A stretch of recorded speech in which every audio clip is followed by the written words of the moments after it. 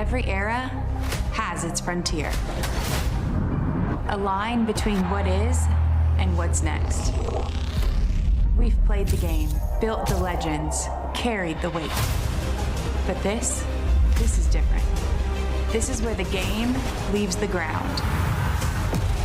No limits, no ceiling. No looking back. This isn't the next season.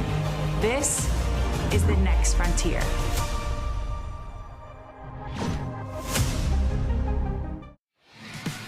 Oh yeah, Sunday afternoon in the Texas sunshine, the AUSL allowing the best softball players in the world an opportunity to keep on keeping on. Today, the final game of this weekend series, the expansion Portland Cascade trying to sweep their way through Round Rock, Texas, finishing off their series against the Bolts. We are almost at the exact midway point of the AUSL regular season. The top 3 teams make it to the playoffs. Right now, Utah's #1 with a bullet. Look at Portland holding on to that #2 spot. You got the Carolina Blaze and picking up the rear. The Texas Bolts, they need to get moving soon. Glad you found us with my partner, Kenzie Fowler. I am Eric Collins, and let's talk about the homestanding Texas Bolts.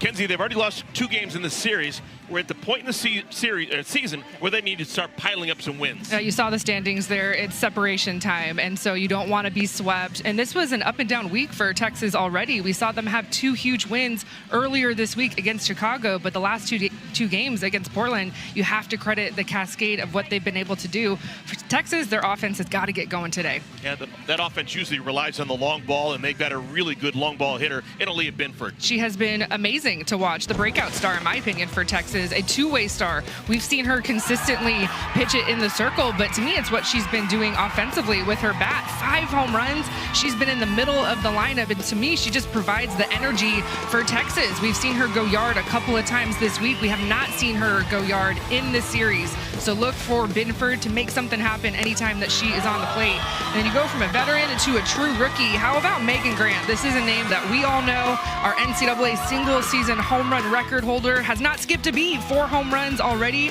We saw her go yard in this series against Rachel Garcia, the ace for Texas. This Portland offense has some pop, and she provides it at the top.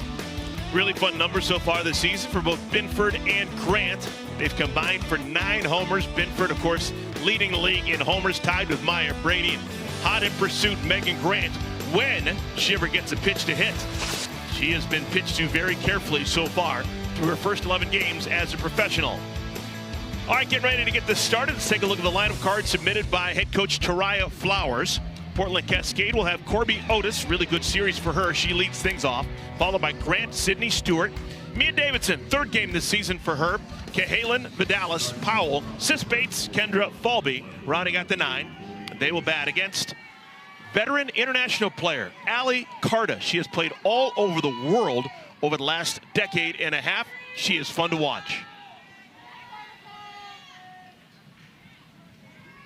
Hot, steamy afternoon in Round Rock, Texas. Game's first pitch called strike 1 to Corby Otis.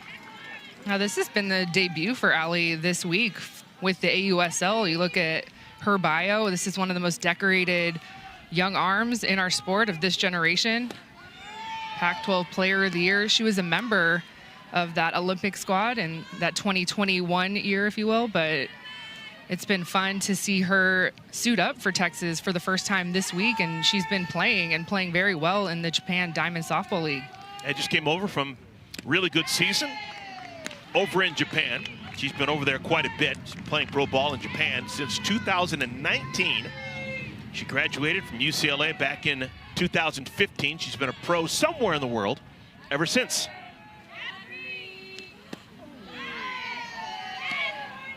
Corby Otis is yet to offer in any of the first 4 pitches thrown by Carta.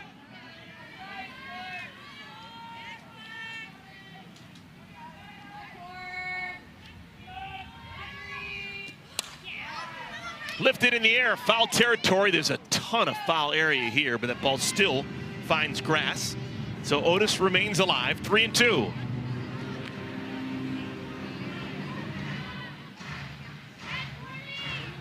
You look at the numbers for Corby in that leadoff spot, and look at a good batting average and her on-base percentage over 400. Is a tough customer in that leadoff spot. Carter's going to throw a strike here. Called strike 3. Carter's been around a long time. You do not walk the leadoff batter on a hot 95-degree day here in Round Rock. Yeah, that's a veteran just shoving in this backdoor curve. You can see the spin. Deja Mulipola framing this up nice. Too close to take. That's an uncomfortable pitch for a right-handed hitter. Here's Megan Grant. Swings at the first pitch, bashes it to center field. Way back and gone! First pitch homer. Megan Grant takes Carter over the fence. 5th homer in the rookie season for Megan Grant. That's how you start a ball game. Well, that's why Megan Grant has been walked as much as she has just early in this AUSL season. First pitch swinging. She says, I know I'm going to get a pitch here. There's nobody on base. Let me get my swing off. And seeing the first pitch from Ali Carta, this is some UCLA on UCLA crime, 2 completely different generations. But my goodness. So a great start to the game for the Portland Cascade. They now have 9 homers as a team. 5 of them have come off the bat of Megan Grant. Sydney Stewart. Nothing flashy with Sydney Stewart, but she's been effective. The rookie has reached base now 10 consecutive games. Didn't reach base in her first game as a pro, but every game since she has, either with a walk or a base hit.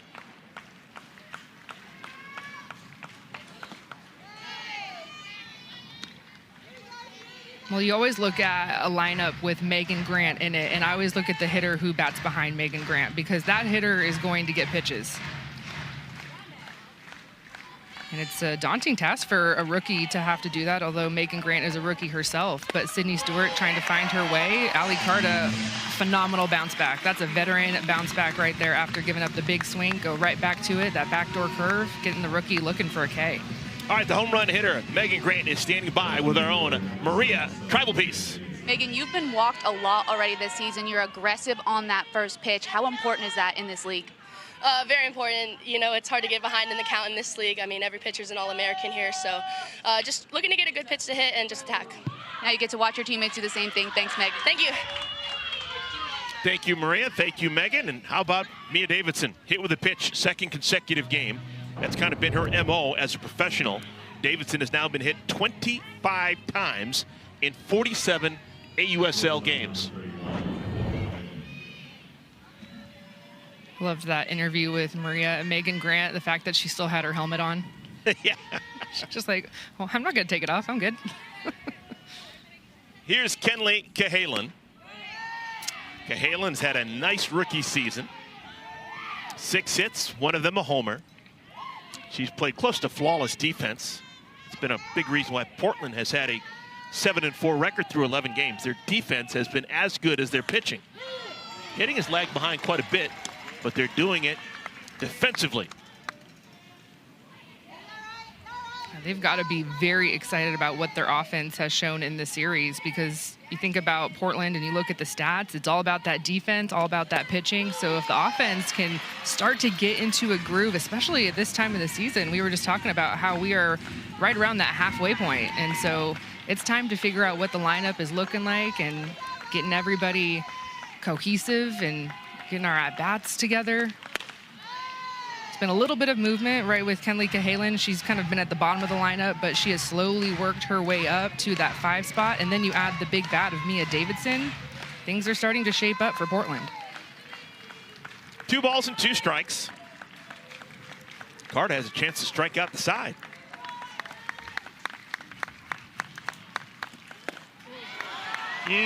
She wanted that one. She was a third of the way towards that dugout.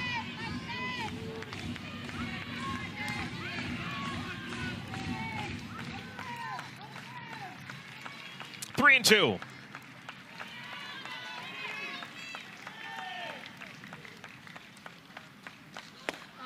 And she misses outside.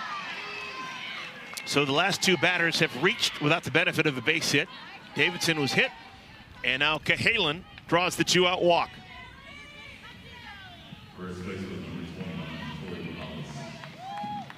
Here's the Texas native coming back home, Tori Vidalis. Tori drove in a couple with a bloop double in the first inning of yesterday's game.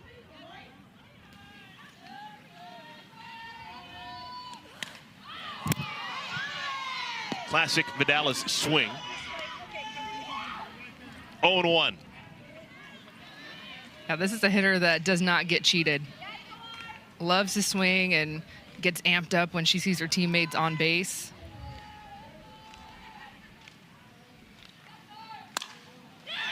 Flipped in the air. Nice running catch made by Deja Mulipola, and the side is retired. But Portland gets the first scratch on a home run by Megan Grant. Look, this rookie is going to be in the conversation for Rookie of the Year, Megan Grant. That's her 5th home run, which now is at the top of the league. As a rookie, Portland is already on the board.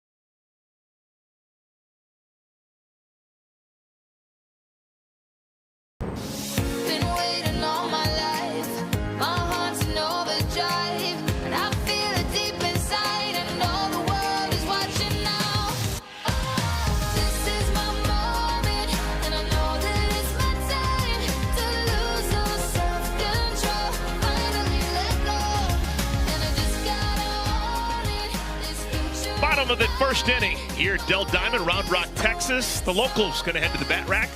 Texas Bolts. Skipper Ricky Woodard. Line of card looks like this. You got Jayla Lassiter in center field leading things off, followed by the speedster Riley Boone. Aaliyah Binford hits in the 3-hole. Mulipola followed by Garcia, Jackie Liss, Sierra Romero. Leanne Good's going to get the start at shortstop. Tiara Jennings not in the starting lineup today. And Jaden Goodwin hits 9. Those batters looking at the left-hander, Kelly Maxwell. Well, you saw the lineup for Texas, a lot of right-handed hitters, only 2 lefties, and so that's pretty much as good as you can stack it when you're facing one of the most veteran arms in this league. Fun game for the starting pitcher, Kelly Maxwell. She is a native Texan. She is from Friendswood, Texas. Played collegiately at Oklahoma State and Oklahoma. She spent the last 2 years pitching professionally over in Japan.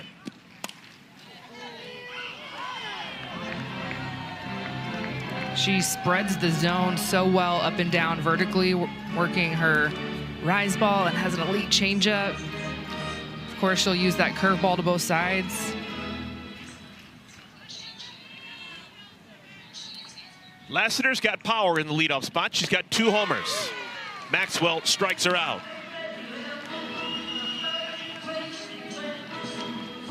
It's a backdoor curve here from the lefty Maxwell that's going away from Lassiter, the righty, and then breaking back in a little bit. So the only chance that you have to hit this pitch is to hit it as deep as you possibly can. If you reach for it, you're toast. Here's Riley Boone. Boone has played 12 games so far this year. She's got 13 hits, sports a batting average of .317.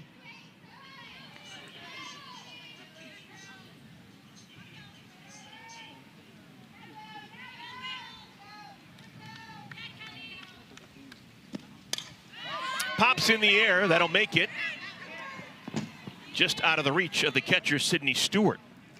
Stewart's got to cover a ton of ground. That area behind home plate is the most area that we have in the AUSL. I know it's not ideal, right, for our sport, but man, is it fun to see our catchers show off their athleticism. You saw Deja Mulipola pop up out of her squat and go a far way. We saw Michaela Edenfield make an amazing Sports Center diving play, kind of similar to that area. Maybe it was a little bit closer, but our catchers can really show it off a little bit. Touch and go. That'll be an infield single. Riley Boone, not too many people do it better than her. She's aboard with one out.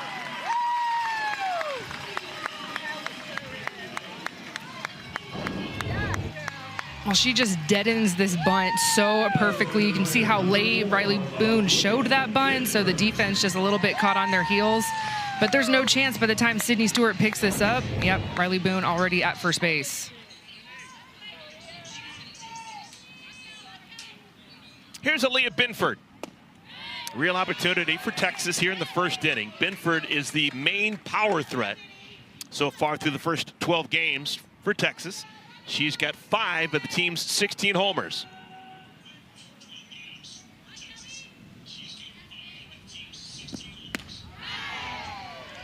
One ball, one strike.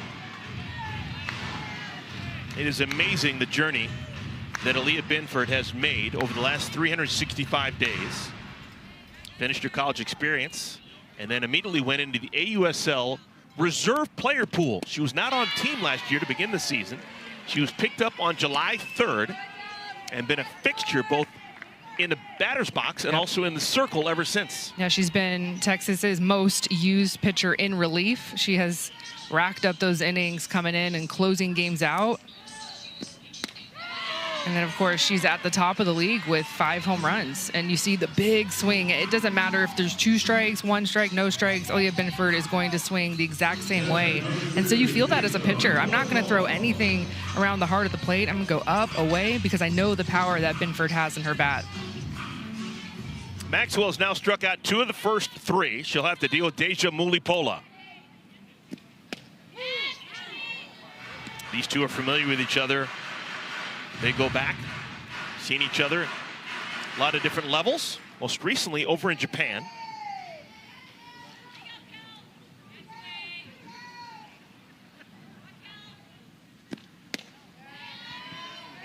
One ball and one strike.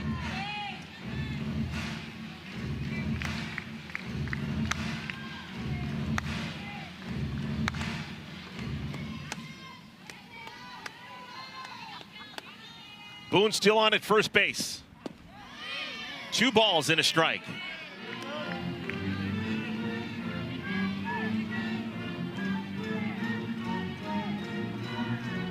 The stolen base is almost a lost art form this year in the AUSL.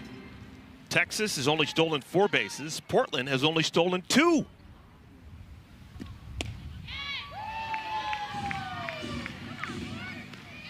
And the catchers are just too good. The arms too good, and especially the tags that we're seeing at shortstop or second baseman. It's just the defense in the pro game, to me, is the biggest difference from college. There are hardly any mistakes on defense. Here we go. That's ball 4. It's ball 4, so the walk puts runners on at first and at second with 2 outs. Thought we were speaking that into existence there.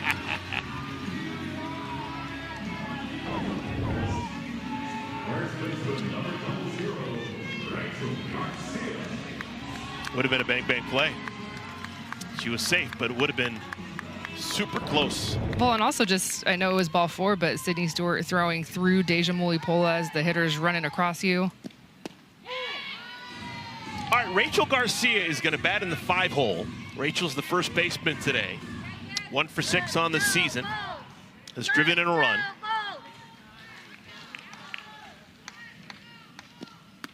The original lineup we had changed right before the game started. Tiara Jennings, who's the everyday shortstop and hits in the middle of the order, was taken out. So it moved everyone kind of around in the lineup. And Garcia finds herself now in the 5 hole.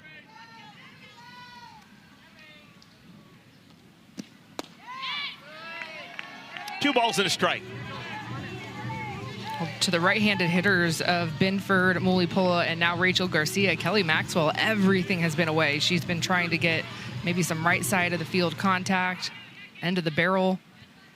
She has not gone inside one time. Just like that. 2-2.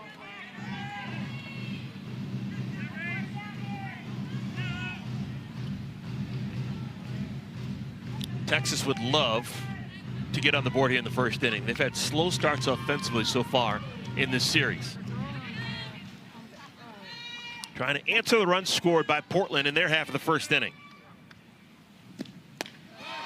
3-2. All right, this is where the rubber hits the road. 3 balls, 2 strikes, 2 outs. You got 2 aboard. You got Garcia dangerous in the batter's box. Jackie Liss, who may be swinging the best bat for Texas, she's on deck.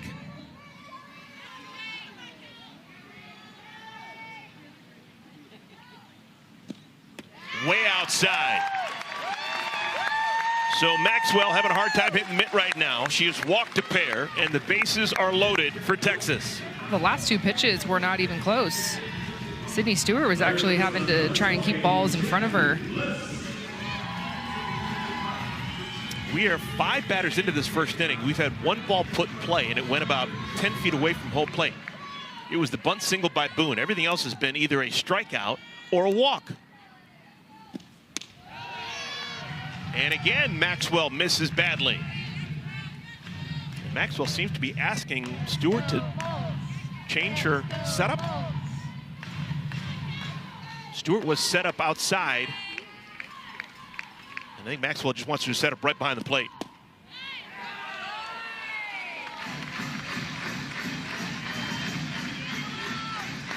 Oh boy, what a chance for Jackie Liss.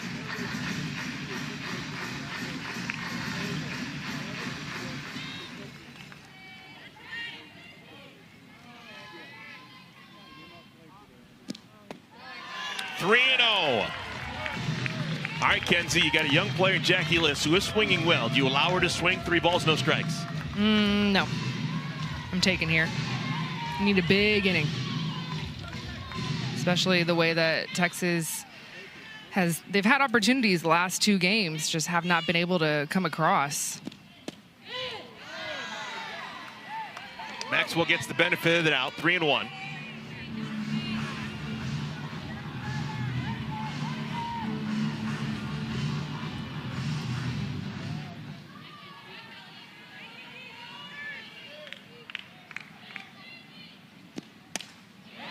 Down the right field line, that's fair. 1 run scores, 2 runs score.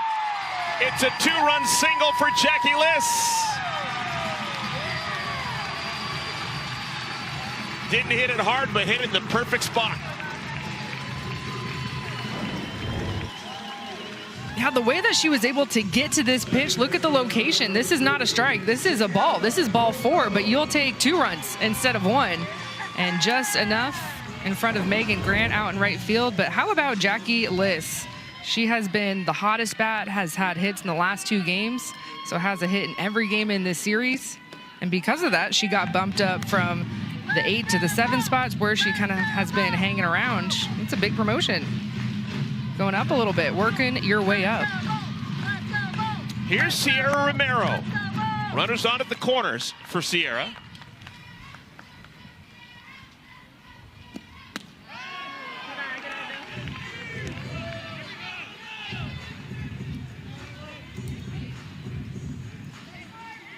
The veteran Romero is going to get a chance to think about it. We're going to have a meeting in the circle.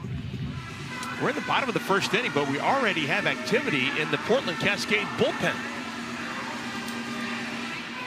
They didn't get a lot of length yesterday out of Kenzie Brown, who was the starter, only went 2 1/3. And now backing up Maxwell, we're going to have Carly Hoover, who's going to get ready in a hurry. Well, we haven't seen Carly Hoover yet for Portland. She joined the team this week, similar to Ali Carda and Deja Mulipola and Mia Davidson, who are all competing in Japan. And so flying over, getting back on U.S. time. So this could be a potential debut for the veteran. I think Portland, I don't think they're going to wait very long. They'll see maybe one more batter from Kelly Maxwell. There are 2 outs on the board.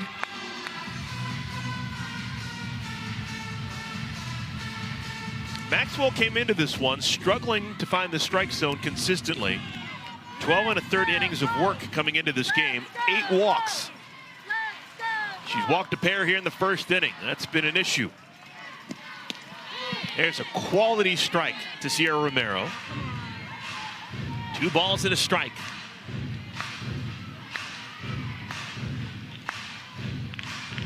Now in her 9th pro year, still super dangerous.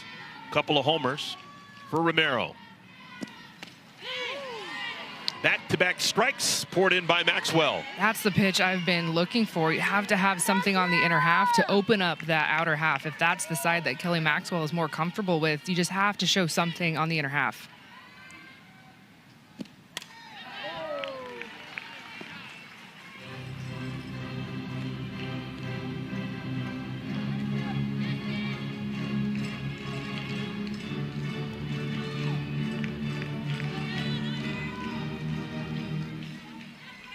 Garcia on at third, Liss at first. Got her to swing at a pitch up by her eyeballs. Maxwell gets out of the inning. But Texas scores their first inning runs of the series. They score a pair. Kelly Maxwell going upstairs. 3 strikeouts in the inning, but Texas getting on the board. They're in front now, 2-1.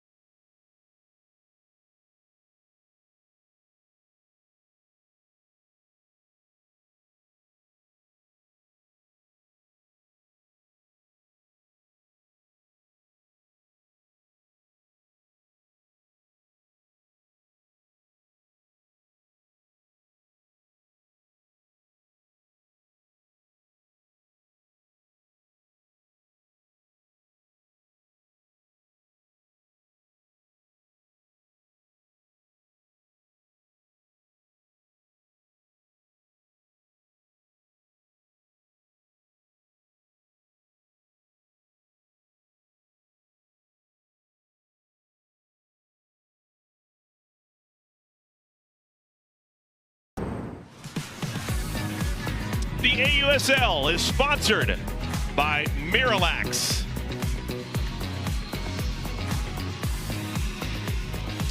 We're at Del Diamond, Round Rock, Texas. Portland and Texas both scoring in the first inning. It's a 2-1 lead for the Volts over the Cascade. Let's send it down to Maria. Maria, what's going on? Well, it's hot down here, Eric. It feels like of 99, a humidity over 60%. And because of that, you're going to see players on both teams with these in the dugouts. It's a special cooling device. So a lot of the times the heat leaves your hand. So they'll go into the cooler, grab this, center themselves with both hands, and it'll actually cool down your core body temperature. I saw Ali Carter using one before, and she said it's been great. Usually she just sticks her hand in a cooler, but now she has this special device to help her out, and it's been so crucial, especially with the heat here in Round Rock. Thank you, Maria. Kenzie, no one's more of a veteran in the heat than you are, born and raised in Arizona. Yeah. Do you believe in that thing? Well, we didn't have it back in my day. I would love it now here in the booth. First ball swinging. Oh, look at the shortstop. Good! Not quite quick enough to get the speedy Kennedy Powell, who's aboard with a single.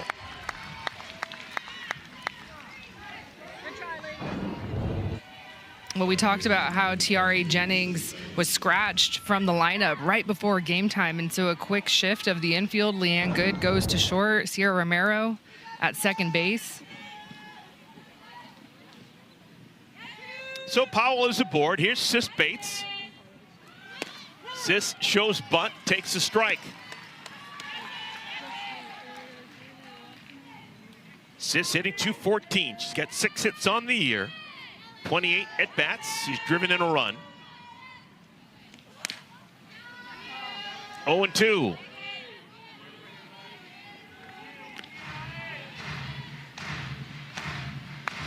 First inning, Portland Cascade sent 6 batters to the plate.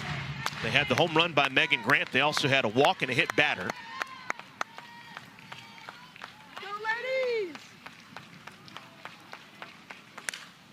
Right back up the middle, could be 2. There's 1. The throw to first, not in time.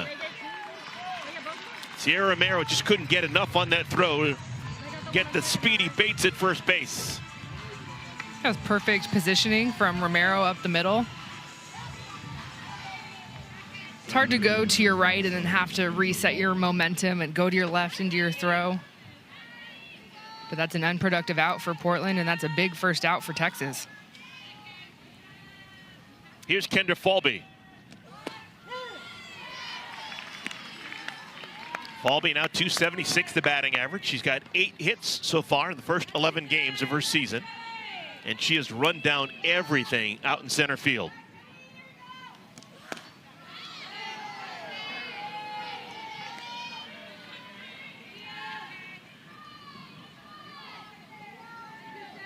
This is the Florida Gators section of the lineup, 9-1. Falby followed by Corbiotis.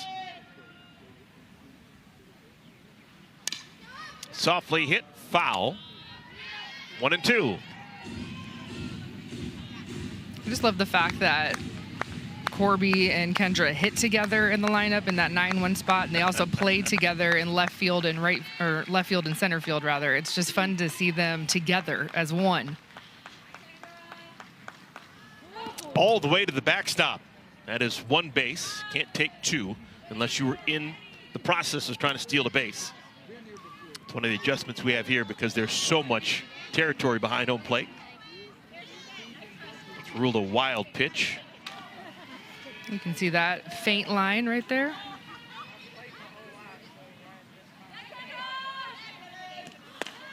Called strike 3.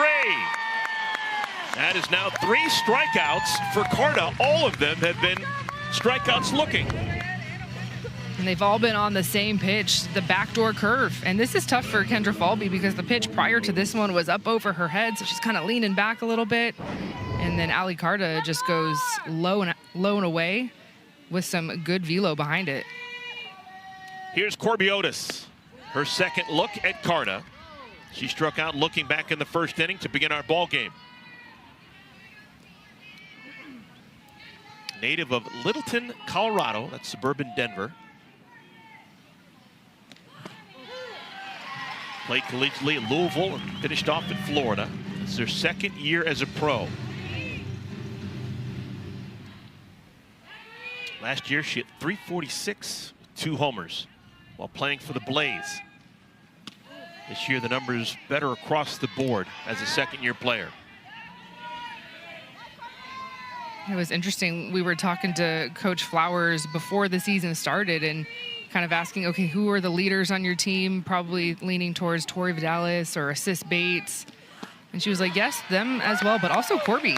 Corby Otis has a very loud voice. And I was like, oh, okay, it's a little surprising, but not really. If you talk to Corby, just carries herself so differently, but was a rookie a season ago and has kind of taken on that leadership role here in year 2 in this league. On the ground, Goods can have a tough chance. Wow, look at that arm.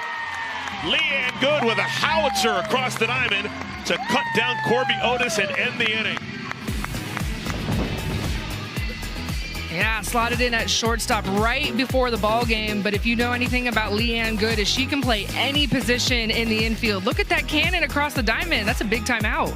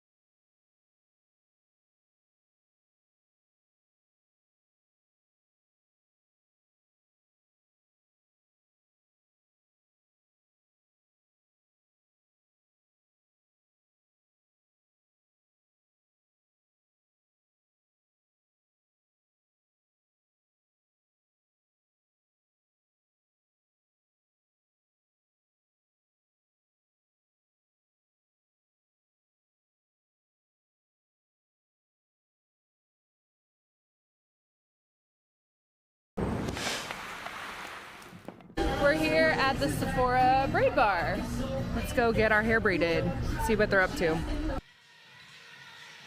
Sephora is the exclusive beauty partner of the AUSL. The Sephora Braid Bar's got you covered. Reservations available, first come, first served basis. And one of the first people to step in line, Kenzie Fowler. Kenzie, what was it like? Yeah, it's like, you know, playing in college where you get your hair braided by your teammate before you hit the field. And so Ruby and Maria and I were going down there a couple of days ago. Could have used it today, I'm gonna be honest, a little warm today. Could have used a braid, but we were lucky we got there early because the reservations, as soon as the gates are open, the reservations are pouring in. Everyone is flocking to the Braid Bar to get their hair done.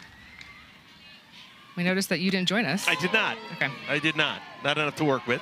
I could have taken the glitter. That would have well, we were picked it up a laughing. notch. We were laughing so hard because Maria went first, and all of a sudden, purple glitter starts flooding her hair, and she looked at me, and I was like, "Looks great, looks great." But I think the Braid Bar was a little biased because this is the home field for Texas, and so everyone's getting purple glitter whether you ask for it or not. So when I sat down after Maria, I was like, "Okay, I'm no glitter here, just the braid. I'm gonna be on TV a little bit later." The glitter was not spared there. All right, here's Leanne Good leading things off against Kelly Maxwell. Good, Goodwin, and then Lassiter. Push punt right side. Safe at first. I'm loving Leanne Good's game so far today. Just made a great defensive play, and this bunt, a thing of beauty. I love the fact that she was up first, right? Walking off the field defensively with an amazing play and then just showing off her athleticism. Right side, no problem, little sneaky bunt. Tori Vidalis and Sis Bates trying to make it happen, but too much speed down the line. This is kind of the way it works in pro sports. Good wasn't even supposed to be in our game today. She was not in the original starting lineup. She only got a chance to play when we found out that Tiare Jennings was unavailable to begin the game. And so she's played short. The ball has found her. She's made nice plays. And now she's got an infield single. There's Tiare. Hopefully she's okay. Well, Leanne Good is doing what exactly GM Kat Osterman drafted her to do, and that's to be a versatile utility backup, someone that can plug and play any position.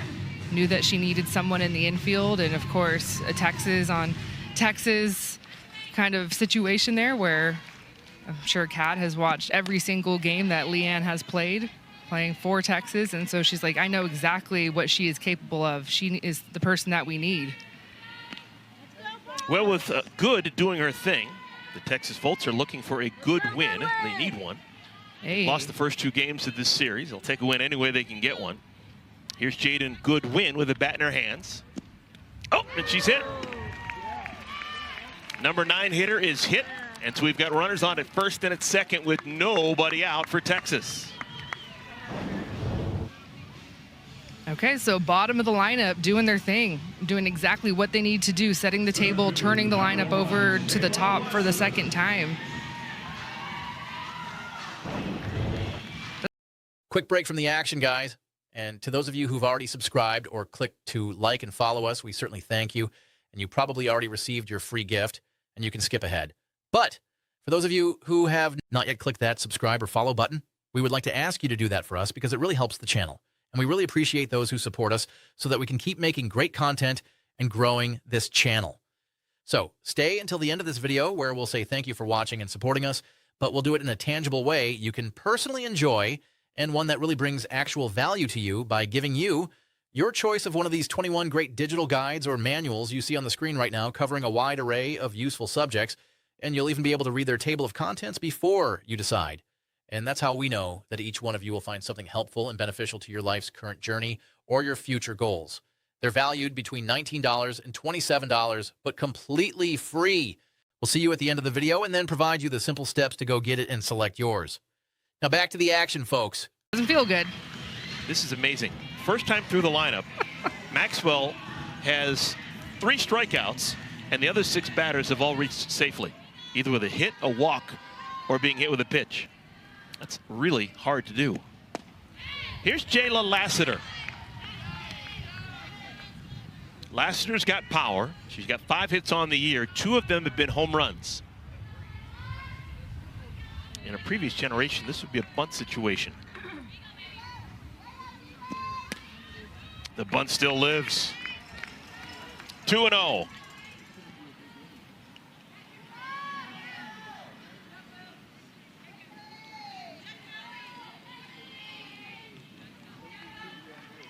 We saw Carly Hoover getting loose an inning ago. It's not going to take much to get her ready to get in this game. Bunt's popped up and it'll spin foul. A pitcher like Maxwell. Easy, hard. What's it like to bunt off of her? It's not easy to bunt off of any pitcher in this league. Some of the best rise balls and drop balls. But you've got to be looking zone down. You can't put your bat up. That's always what you're taught, right? Start with your bat at the top of the zone, and if it's above, pull it back. And Lassiter's in a good spot right here. 3 balls and a strike. Maxwell does not want to walk her and load the bases with nobody out.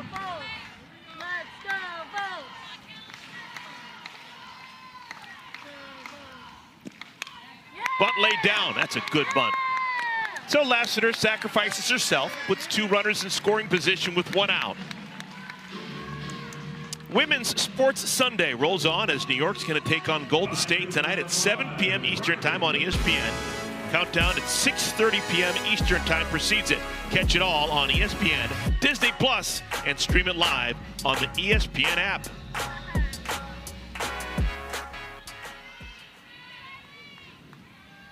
Infield's in. Boone, the batter.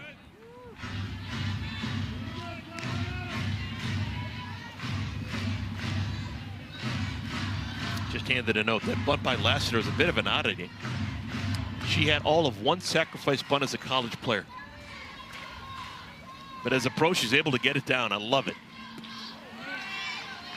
I'm always thinking that when I see these All-Americans sacrifice bunt. I'm like, how many bunts did they have in college? Because their job was to be in that, top of the lineup, drive runners in, hit home runs.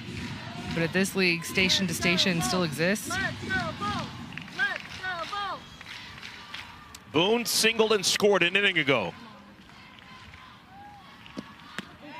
I always come early to the ballpark and I watch batting practice, and every hitter, no matter who they are, even the biggest power hitters, the first couple pitches they see at BP, they lay down bunts. So sometimes they go through the motions, other times they do it in earnest, but it's nice to see the unexpected happen. Just want to make sure those young ears out there are listening to that, because you still have to practice your bunts, believe it or not. I've seen Megan Grant work on her bunting, even though no one's ever going to ask her to bunt for the next 20 years.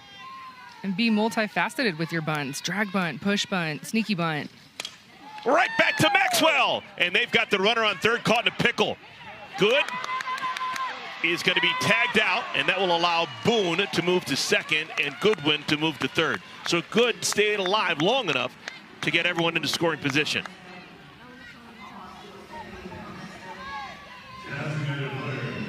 I have no problem with Leanne Good breaking for home there. No harm, no foul. It's one of those things that you're probably talking about. Down ball angle, use your speed, put the pressure on the defense, and for Texas, you end up in the exact same situation that you were in. So 2 outs now. Here's Aaliyah Binford. Binford swung at a pitch that was in the left-handed batter's box and fouls it away.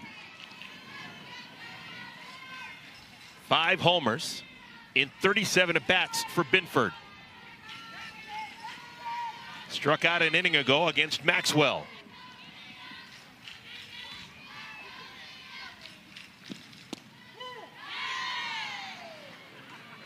Binford did not like that call.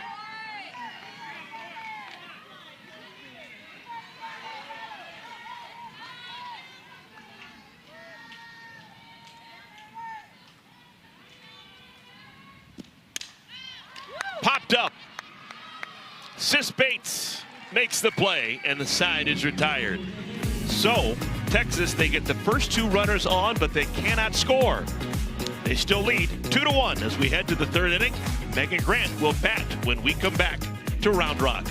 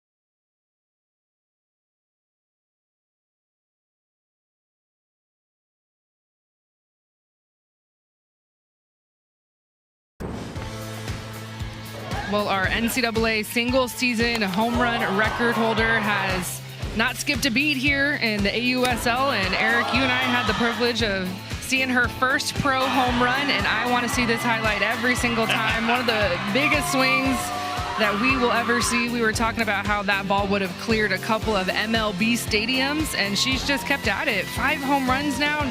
That sits at the top of the league for this rookie. She has officially entered the conversation for Rookie of the Year. And the world has noticed she has been nominated Best Record-Breaking Performance. Nominated for an ESPY. She hit 42 homers senior year as a UCLA Bruin, the most ever in the history of Division I. She's in pretty good company. Myles Garrett then of the Cleveland Browns, the most sacks in NFL history. And Megan Grant, most homers in Division I history in the same breath. Pretty cool. Do we know how long Myles, the record that he broke, how long that record stood? Oh, goodness. I think it was Michael Strahan's record, and it would have been probably late 90s, early 200s. Okay, so a couple of decades. Okay, it's about the same as where Megan Grant, who broke a 31-year record. Grant, 2 balls, no strikes. There's a strike. It'll be Grant, Stewart, and Davidson, 2, 3, and 4, working against Ali Carta. Grant homered back in the first inning. She now has 5 homers. She's got 7 hits as a pro. 5 of them have been homers.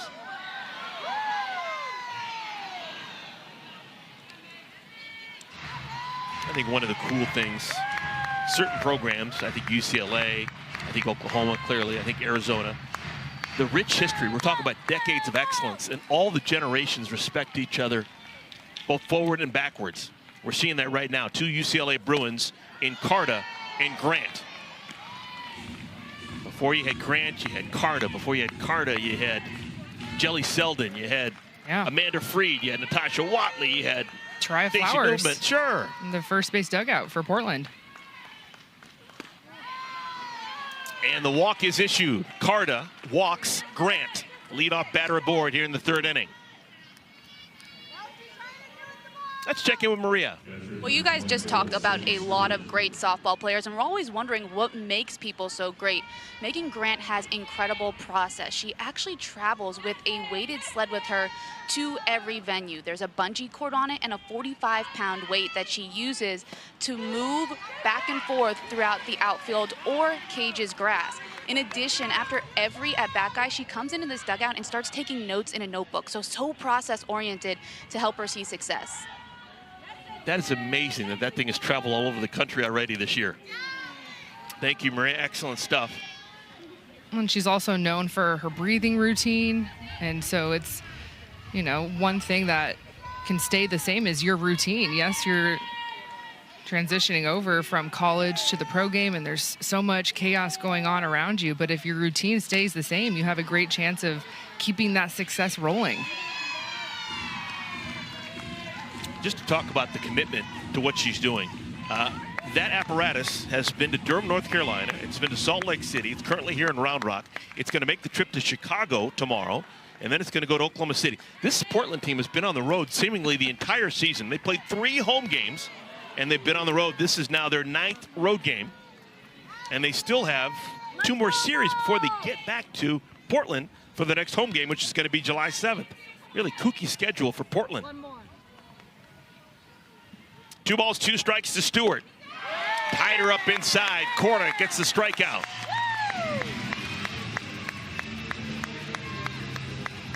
Four strikeouts already for the veteran in the circle, Ali Carta, working that backdoor curve in tight to these right-handed hitters for Portland. That's her first strikeout. That's been a swinging strikeout. Every other strikeout was looking on that backdoor. Here's Mia Davidson. Sit with a pitch back in the 1st inning.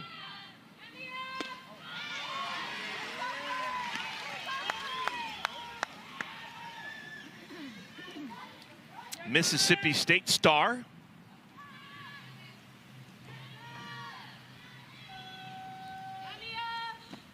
Considered to be one of the best, if not the best, to ever come out of the state of North Carolina.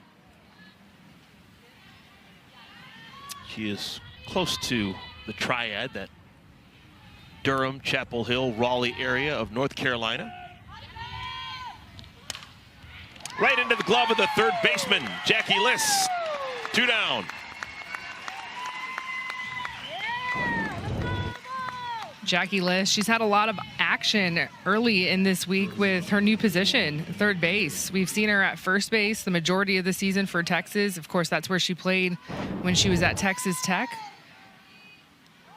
But the Volts losing Amina Vega this week, who had been their everyday third baseman. Amina taking a job in medical sales, and so saying goodbye to her team, and Texas and Coach Woodard having to figure out, okay, where the piece is going to go now. Kenley Cahalan. That's going to be a tough chance. Yep, there's no way. No way for good to make anything happen there. That ball was hit too far into the hole. It'll be an infield single for Cahalan. Texas is thinking about it. They're all kind of looking at each other thinking, should we challenge this? This is one. Yeah. I don't know why Grant went in there standing. If she goes in there with her feet first, Yep. There's no question.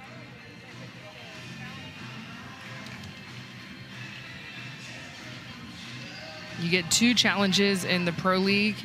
It's kind of a lose them if you don't use them. And in the college game, you retain your challenges if you win your challenges, but you just get 2 whether you're right or wrong here. Yeah, when you go standing, you basically have to slow yourself up to make sure you don't run past the bag. Ooh, barely. Yeah, the original call, a good one. It'll stand. It is amazing. We truly have an abundance of riches in terms of cameras. All season long, we have not had an angle. After review, the call in the field is confirmed. Runner is safe. Texas has used 1 challenge, 1 remaining. All right, so it scored an infield single for Cahalan. Runners on at first and at second, now with 2 outs, and Tori Vidalis will bat.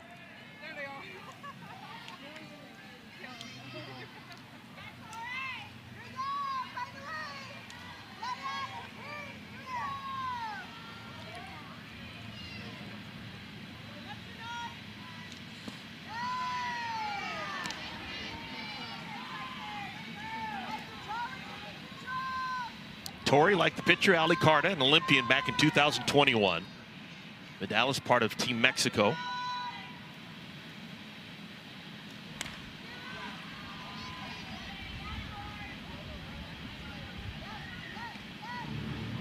She was, without a doubt, going into this season, just looking at the roster, the top veteran bat in this lineup.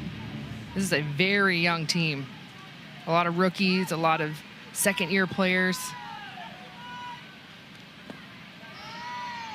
That Mexican national team that she played on in 2021 had some talent. Anissa Urtez, the Romeros, Yep. Sachel Palacios, Tori Vidalis. Taylor McQuillan, Oh, Danielle O'Toole, good golly. Dallas Escobedo, who is still throwing, threw very well yesterday for Utah. 3-1. Vidalis loves this situation. 2 on and a hitter's count.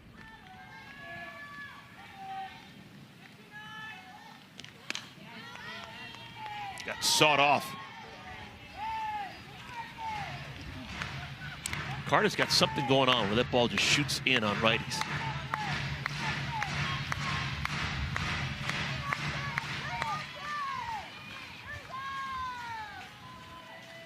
Here's her 3-2. Popped to right field. Boone makes the play. Side is retired. Again, Portland misses an opportunity. They leave 2 aboard. When we come back, we'll talk about Jackie Liss. She's hitting 3rd in the inning. Jackie Liss comes from a family long in the history with bat and ball sports.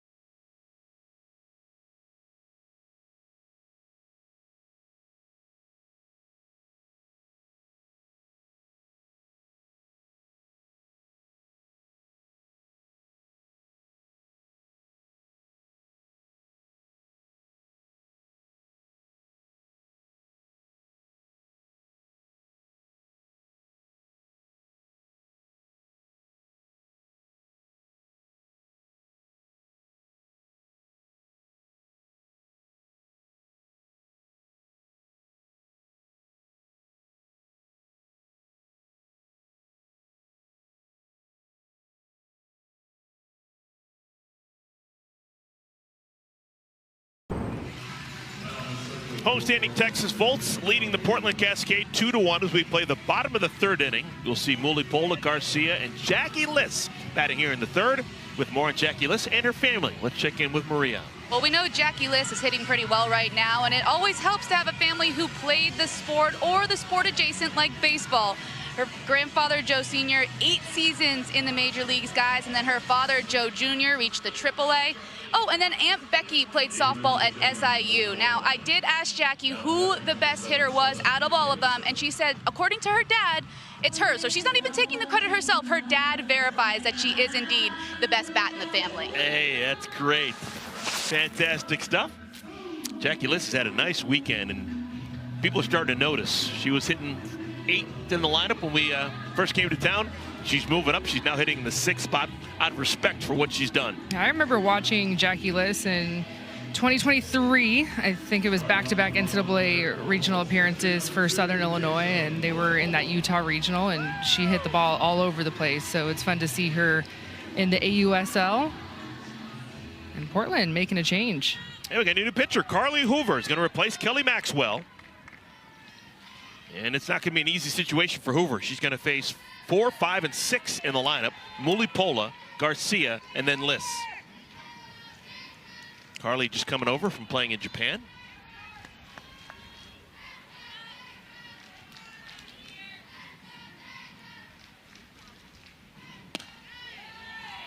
I'm excited to see Carly go to work. We didn't really get to see her as much as we thought we would a season ago with the Blaze. Was battling some injuries. And so a fresh season, of course, playing in Japan. Those numbers are great. Threw a lot, almost 100 innings. Not good, great. 96 innings, 141 strikeouts. Low ERA, and it just adds to the staff for Portland, because Portland going into the series was the second best pitching staff in the league without Carly Hoover. And you add the talented arm that she brings, the All-American from LSU, who has been in the pro game for a long time.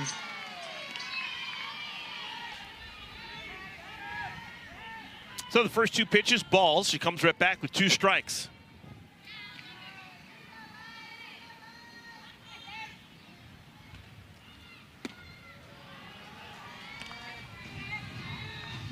Mulipola does not move her feet at all in between pitches. She's just locked in that right-handed batter's box. It's like Aubrey Leach. They both do the same thing where they just stand in the box the entire time. Good at bat from Mulipola. Leadoff walk. She's aboard for the 2nd time. A 2nd straight walk as well.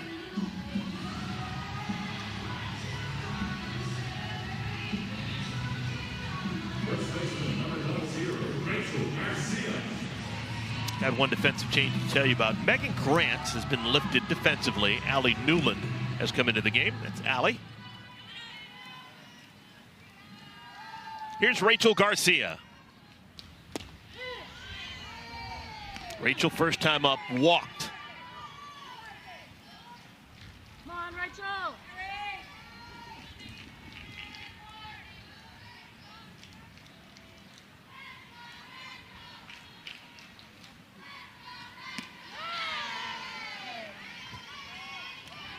Ball had some tail on it. 71, breaking away and up. Carly still brings it. It's fun to see her and Ali Carta, 2 longtime veterans, 70 plus, almost every other pitch. Strikes out Garcia on 3 pitches.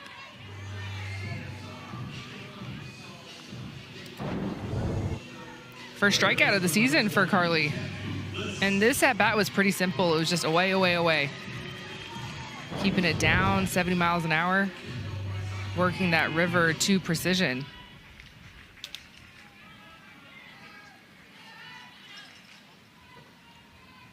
Here's Jackie Liss, takes high and outside. Kenzie, we've seen this in a number of situations throughout the course of this year and in years past. It's not just a new pitcher coming into the game. It's a whole new battery. We saw Carly Hoover warming up in the bullpen with Mia Davidson, and now Davidson comes in along with her.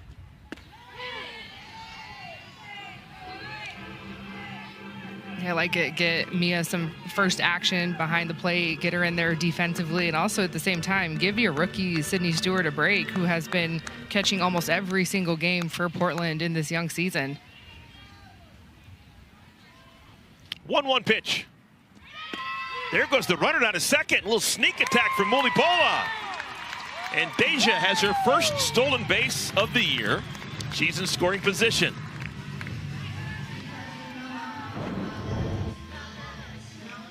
Deja Mulipola, she's a 5-tool player. She's got a ton of speed. Yes, a catcher.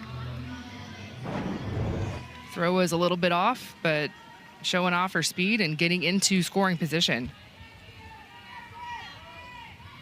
Liss drove in a pair with a single back in the first inning.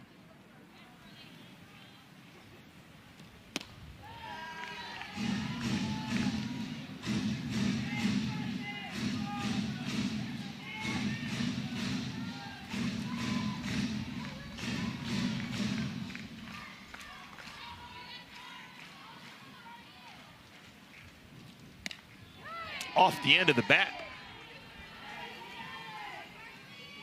You're gearing up for low 70s, and then 61 comes in, and it's almost like you're swinging twice.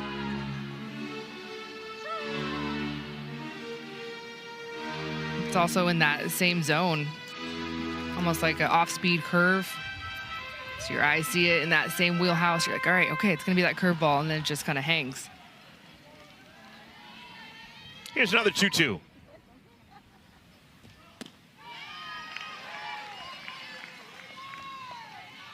There is a base open. Sierra Romero is on deck. She's waiting behind Liss.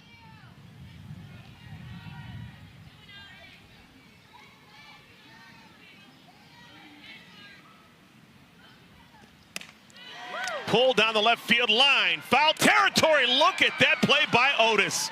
How did she get that? That ball was actually hit on a line, and Otis caught it in foul territory. Incredible catch. And she made it look really easy, showing off her speed, getting to this ball so quickly. It gets tight on you, the fence there, and she just runs right into it. Yeah, it's a good look. That is incredible quickness on the part of Corby Otis. And she got it in really quick, keeping Deja Mulipola at second base. Sierra Romero bats. A lot of times when you talk to outfield coaches and the way they shade outfielders, you don't want to be able to catch a foul ball that is a line drive down the line. That means you're probably too close to the line, and you're giving up too much of the alley. But Otis just simply ran that down with her speed. 1 ball, 1 strike to Romero. Hoover doesn't seem to like her landing area. She's been very meticulous the way that she's been moving that dirt around. I'm gonna be honest, sometimes that's just a habit. I was kind of one that did that. I would just kind of play with the dirt a little bit. Romero to right field. Easy play for Allie Newland. Welcome to the game. And the side is retired. So Carly Hoover, she walks the first batter she faces and then retires Garcia, Liss, and Romero.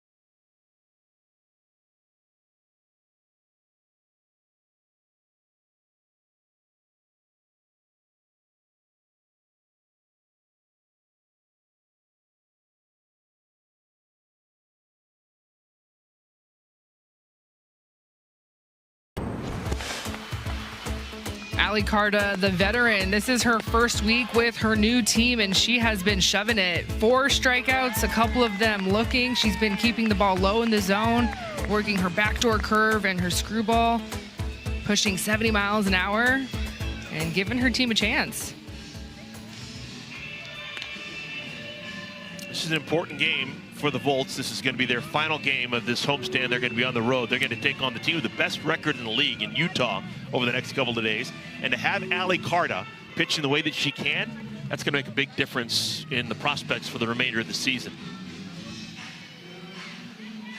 Just looking at the players right there, you got Carta, you got Garcia, 2 of the best arms of their generation. Yeah.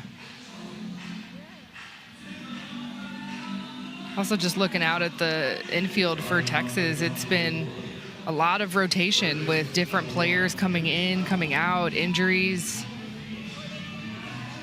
We've got Jackie Liss, of course, new third baseman this week. Tiare Jennings was scratched in the lineup, so Leanne Good moves over. We've seen Sierra Romero, who's playing second base. We've seen her a lot at first base this season for Texas. Kennedy Powell leads things off. She has at least 1 hit in every game so far in this weekend series. Infield single back in the 2nd inning. That was in a leadoff role as well. To the third baseman, Liss, who throws on the run. Nice stretch by the first baseman, Garcia. It's quick out number 1. Getting the leadoff batter out has been a rarity for both sides in this game. We've had a lot of base runners. We haven't had a 1-2-3 inning yet. Good little throw on the run there. Here's Sis.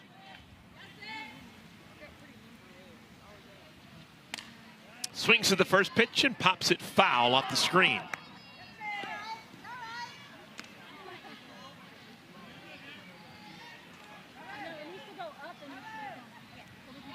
Next pitch from Carta will be the 60th pitch. No, it'll be 61st. Oh, you're 1 too late.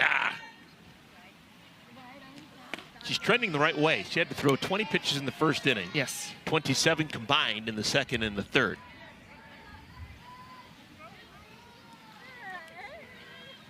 We have not had a clean inning yet on either side.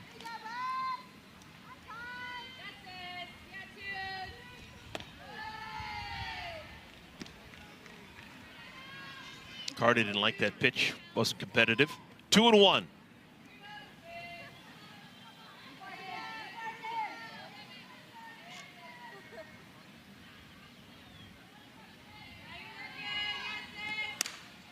Slapped into left center field. Classic Sis Bates. So Sis is aboard with a 1-out single.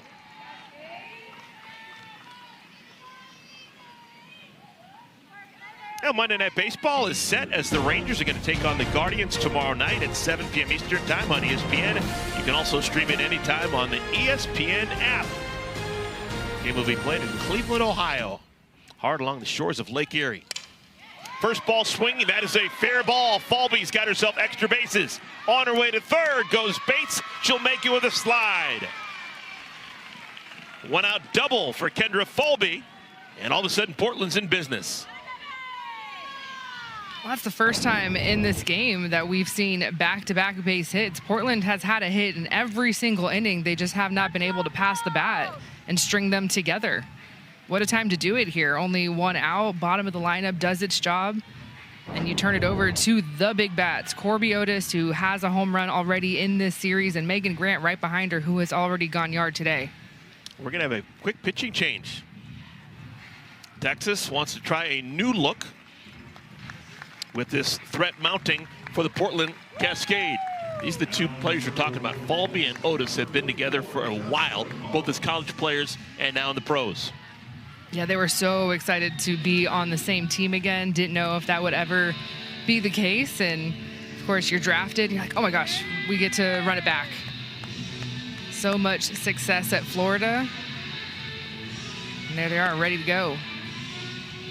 Well, we are going to have a pitching change. Jessica Mullins will come on and pitch for the 3rd consecutive game here over the weekend for Texas. We'll step aside. We'll come back. We'll tell you more about the right-hander.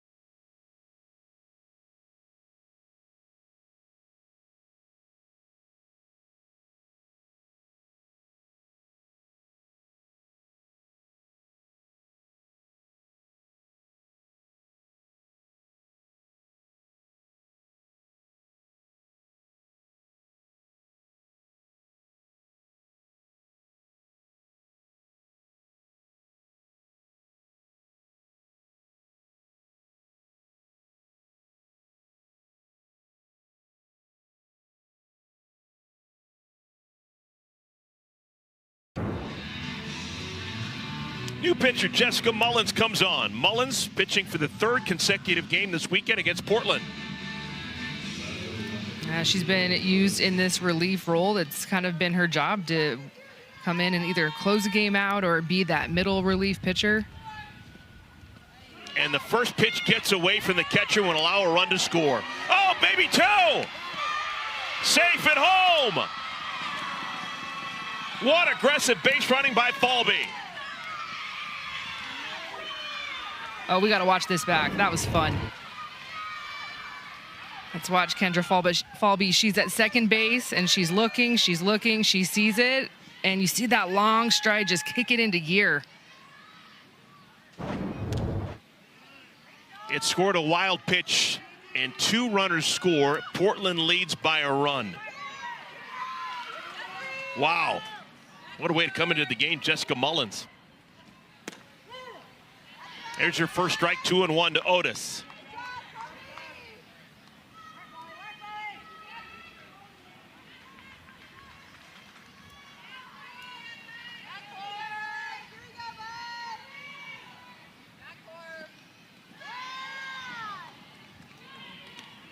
Inning started with a bounce out by Kennedy Powell, the single by Bates, the double by Falby.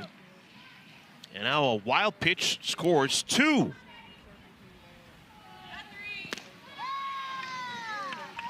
Otis walks. Oh boy. Things are not going to get much easier anytime soon for Mullins. She has just walked Otis to get to Megan Grant.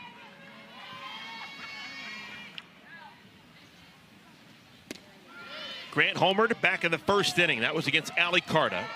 She walked in the 3rd.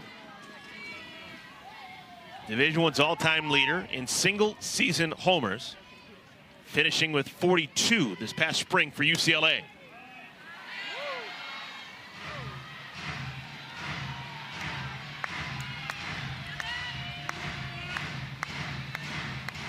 I haven't seen her hit with 2 strikes very often. Hammered, deep center field, looking up. That ball is gone again. Another homer for Grant. 2nd homer of the ball game, and Portland now leads 5-2. How good is Megan Grant? Good golly.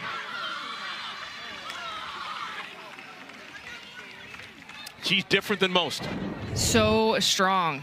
2nd home run of this ball game, her 6th of the season, and now she stands alone at the top. This rookie just goes upstairs to get this 2-strike pitch, rise ball, and there is not a pitch that Megan Grant, her hands can't get to, and it's off the top of the fence. Allie Newland's now going to bat for the first time. Newland came on defensively an inning ago. She's going to bat in the spot that was occupied by Sydney Stewart.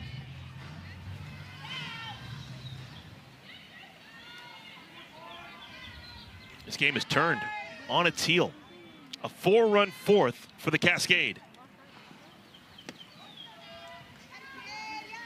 For a team that struggles to score, Cascade just a .225 batting average. That is dead last in the AUSL. When they do score, they seem to score in bunches. Well, they've talked about their chemistry. Portland, it was like a key value for them going into this season, being a new team, new kids on the block, the expansion group, and they have leaned on that chemistry. Knew that they were going to be young as well, and so Coach Flower is looking to the veterans of Tori Vidalis and Sis Bates and maybe even a Corby Otis to say, what do you guys want to do? What should we focus on? And they were like, team chemistry first. Team chemistry, and they knew how good their pitching would be. They knew they had a Sam Landry, a Kelly Maxwell, Carly Hoover, so they were going to be fine in the circle, and so they just wanted to make sure that connectivity piece was the key part of their team. 2 outs now in the inning. Megan Grant is standing by with Maria. Megan, we've talked a lot about your process. One thing you do is go and write in that notebook after every at-bat. What will you write this time? Just charting pitches, you know, looking at tendencies whenever I can. Like I said, the game's very hard, especially in this league, so just making sure I'm being very intentional with every single at-bat. Thank you. Thank you. She's not giving us the secrets. She's got 8 hits on the season. 6 of them have gone over the fence. Man. Those 6 homers, she has now leapfrogged Maya Brady and Leah Bintford. She's got the most homers in the AUSL.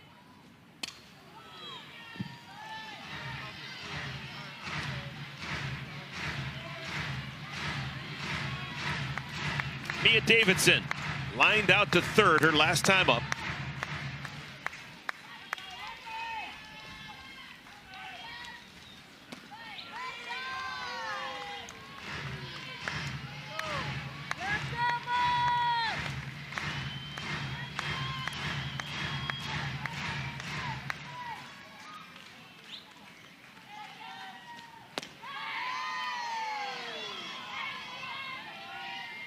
Mullins goes to 3-2 on Davidson.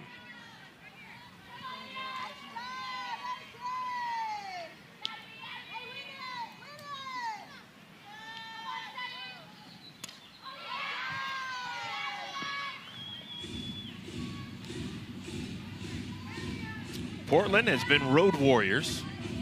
This is now their 9th road game. They're 6-2 away from home. By far and away the most road wins of any team in the AUSL, and they've needed to be good on the road because they played so many games on the road.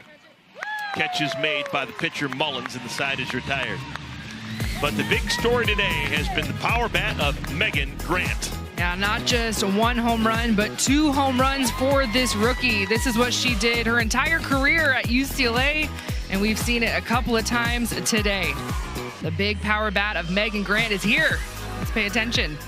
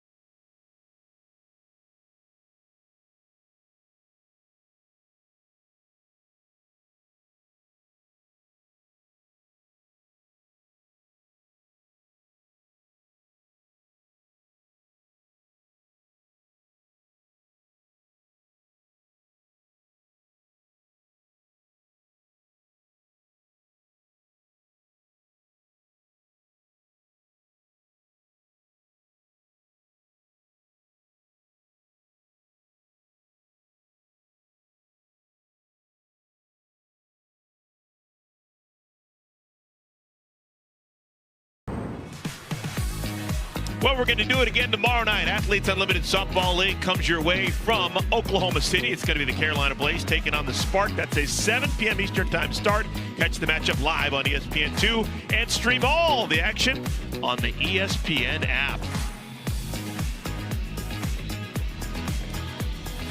That's a team in Carolina that had a getaway game against Utah yesterday. And taking a look at the power bats in this league, and look who is alone now at the top with 2 home runs in our game today. Sammy Williams, she had a big home run yesterday for Chicago. Offensively, that team just absolutely going off, scoring 14 runs. And there she is, she's journaling. But she won't tell us what, and that's okay. Portland as a team has 10 home runs. Grant has 6 of them. Let's go! So different than everyone else. Now Carly Hoover is working with a lead. Let's go, good! You got Hoover this. coming on in place of Kelly Maxwell. She'll face 8, 9, and 1. Leanne Good, followed by Goodwin and Lassiter.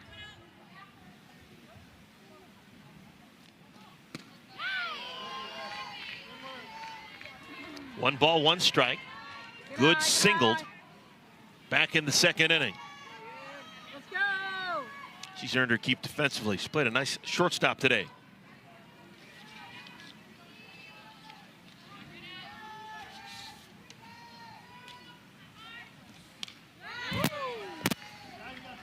It's been fun to watch Leanne Good be in her home state, of course, playing for Texas, winning a couple of national titles. And when her name is announced, the roar of the crowd is just different.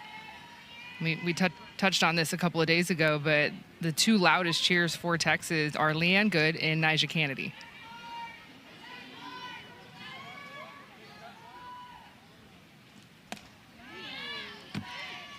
Good stays alive on that 70-mile-an-hour pitch. I really like watching Hoover throw.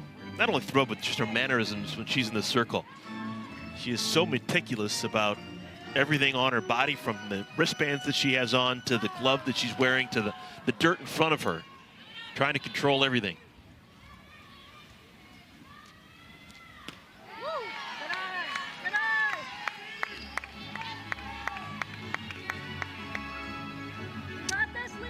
No way. Two different cleats? Why not?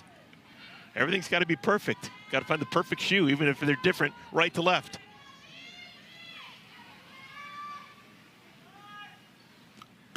What did you see when Mia Davidson had both arms out right there? If you're a pitcher, what does that mean? To be honest, it's probably a visual that Carly likes, or something that Mia likes to do just to relax a pitcher a little bit, kind of center them.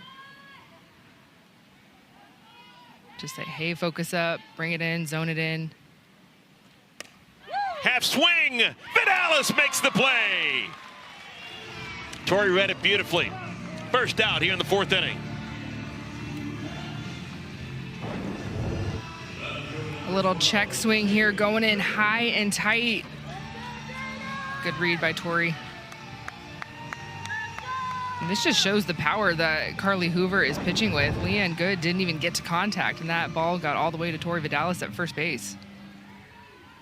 Jaden Goodwin hit with a pitch. That was by Kelly Maxwell in the 2nd inning. Almost hit with that pitch. Come on, Jaden! Let's go, let's go, let's go!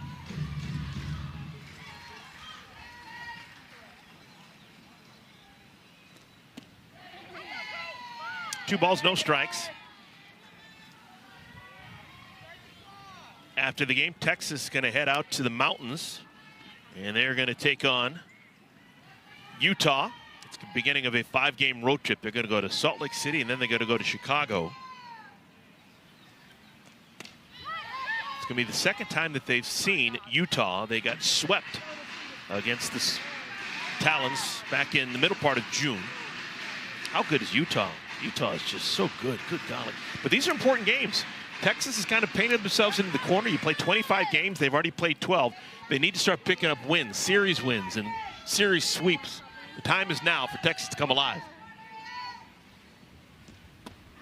See if Texas can do what Portland did a couple of weeks ago, where Portland went into Utah and swept the Talons. And of course, the Talons, even though they had that sweep against the Cascade, they have stayed at the very top of the standings, and they're starting to really separate themselves from the herd.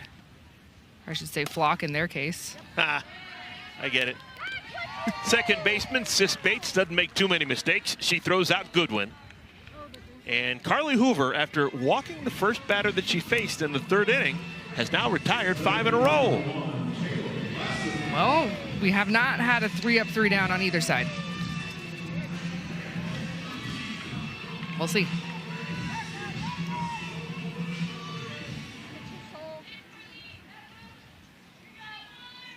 Here's Lassiter. There's one small thing that you can see if you're watching Carly Hoover that is different than most any other pitcher you're ever going to see. Her glove actually has holes in it in the webbing. Most pitchers have a flush glove just because they don't want anyone to look inside their glove and see how they're possibly manipulating the ball. Now, she clearly does a good job of hiding it, but most pitchers usually have gloves where you can't see through the webbing. Hers, you can. Yeah, I never had a glove with open webbing like that, because you just don't want to have anyone have any extra looks. I like the look too. The inside is pink.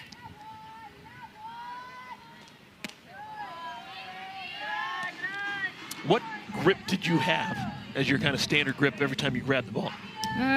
Two-seam or four-seam. So if you're spinning an up pitch, usually it's a two-seam grip. If you're spinning a drop ball, or I threw my changeup off a four-seam as well. Screwball I also threw off of a four-seam, but you want to just try and limit as many grips and condense it, because the more grips you have, the easier it is to be picked. And when you get to the D1 level, you start to get picked very quick. Like game one, I was like, oh shoot, they are staring at my hand. I did not feel this in club ball. I did not feel this in high school. I better make sure I know exactly what I'm doing. Let's go, Bulls! 3 balls and a strike to Lassiter.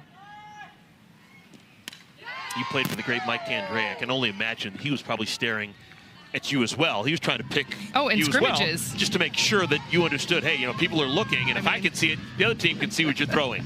Yes, but also him being our hitting coach, I feel like sometimes he was trying to pick me so his offense would beat us, because it was like that inner team, you know, you had that scrimmage and the competition. Like, I want my hitters to hit. I don't care the pitcher's on my own team. And of course it makes you better though as a pitcher, but I always joke with him, like when I had a good day during scrimmages, he was not happy because that means his hitters weren't doing well. 3 balls and 2 strikes.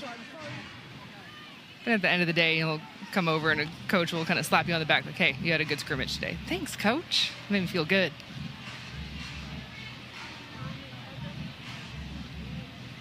Hoover better hurry. Pitch clock is down to 4. Wow, that's a veteran. Oh my goodness! She waits to the last possible moment to pour a pitch past Lassiter. That is a pro. Carly Hoover, how do you do? And that is our first 3-up, 3-down inning in this ball game. The veteran Carly Hoover just shoving this curveball on the outer half. Yes, the clock was down to 0, but she got the strikeout.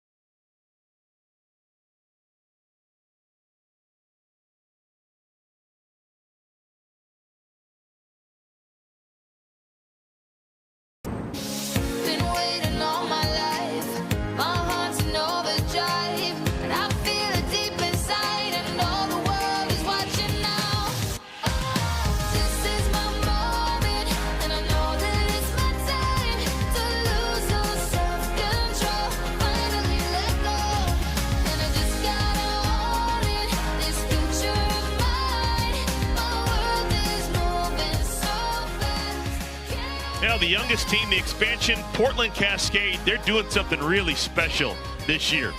They have a chance to sweep a weekend series. They currently lead 5-2 over the Volts. Megan Grant has been aboard 3 consecutive times. She's got 2 homers. She now leads the league with 6 home runs on the season. Pretty impressive stuff. All right, we've made it to the 5th inning. We will have Kenley Cahalan, Tori Vidalis, and Kennedy Powell batting against Jessica Mullins. Mullins came on mid-inning an inning ago. Gave up the last home run to Megan Grant.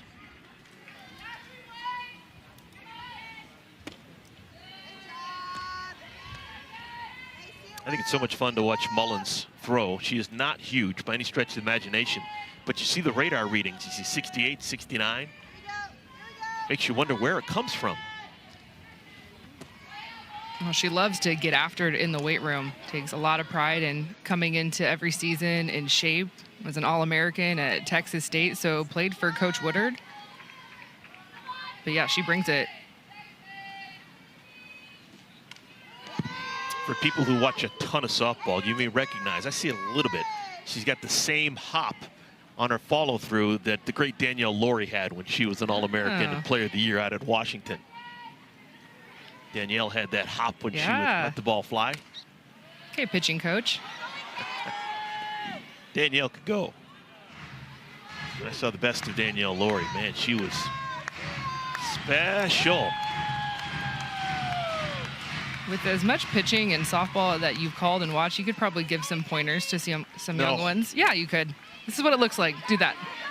Knocked down, picked up, not in time. Oh, like a changeup. Mullins tried to flip it to first, and the ball just never really left her hand. It slowly made it over, and Garcia didn't catch it in time. It'll be an infield single. Oh, that's so tough for Mullins. You're working so hard in the circle, and you just trying to get it. And this is what being a lefty, an advantage in our sport. Just one step, a little bit quicker than maybe a right-handed hitter would have been. That is ruled an infield base hit. Actually, I take that back. I just see a 1 up on the scoreboard. So that's going to be an error. And to be honest, Mullins probably doesn't mind taking the error because that means if the runner does come around to score, it's an unearned run. And you have to flush that really quickly as a pitcher. You're feeling all that frustration, not trying to get that leadoff runner on, and you feel a good pitch with a good result. Like, man, I wanted that one back. TV Tori Vidalis playing in front of a lot of family and friends. She is a native Texan. Played collegiately at Texas A&M. 0 for 2 so far this afternoon. Ball skips and gets away from the catcher, and a 1-base advancement for Cahalan. That will be a wild pitch. There's a lot of Texas ties in this matchup with Tori at the plate. Of course, growing up in Texas, but playing at A&M, and then Jessica Mullins pitching at Texas State. Both GMs for this team. Jamie Loprise from Texas A&M, that's where she played, and of course, Kat Osterman at Texas.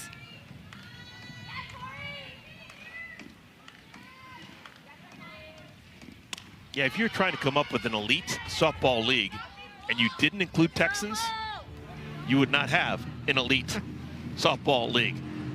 Texas is huge. Everything revolves around Texas Dally these days in the softball world. For the Cascade coming here to town, this is a fun weekend for Kennedy Powell and Tori Vidalis.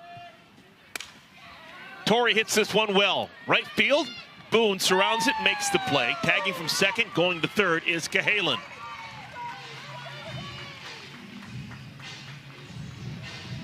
That's one of the small things that Portland has done that has allowed them to go 7-4.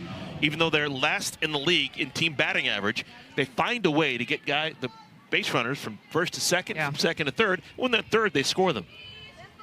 They have executed the little details to perfection. We've seen it on defense, getting lead out. We've seen it on offense, some sacrifice bunts, hitting behind the runner.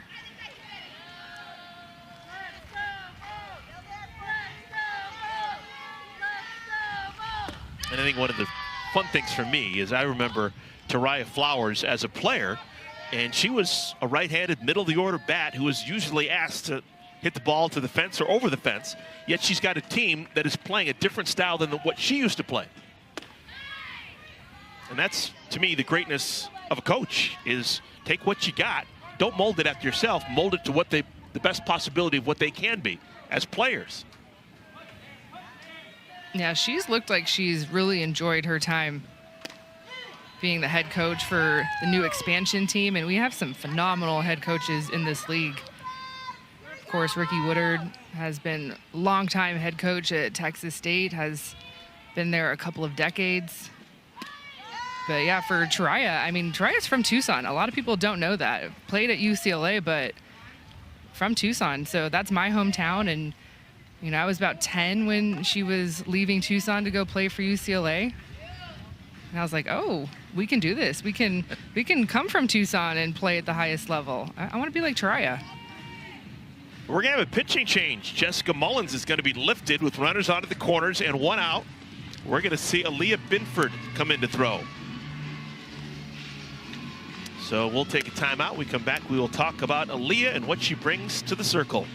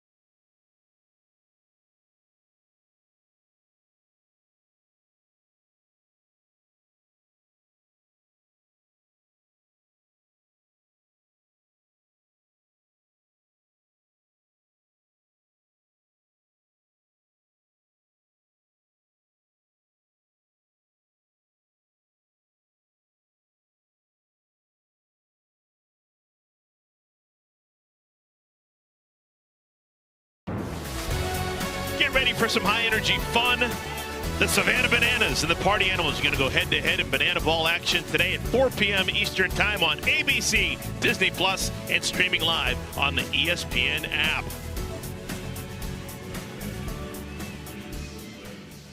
New pitcher coming on. It's going to be Aaliyah Binford. She inherits runners on at first and at third. Her first pitch to Sis Bates misses outside. Binford has been busy, both with the bat in her hands and in the circle this year for the Volts.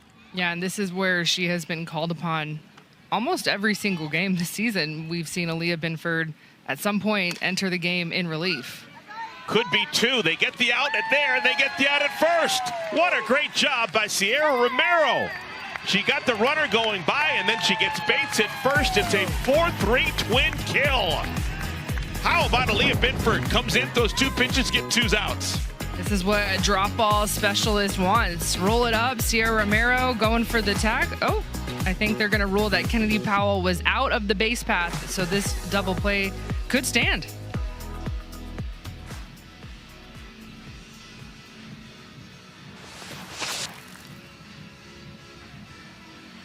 Taraya Flowers is challenging this. I thought it was relatively clear that the base runner did move out of the baseline.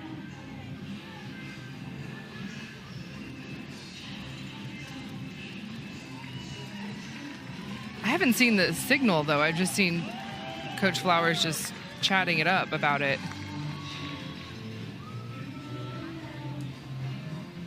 Well, the Volts have left the field defensively. I think they're just talking. I don't think this is a challenge.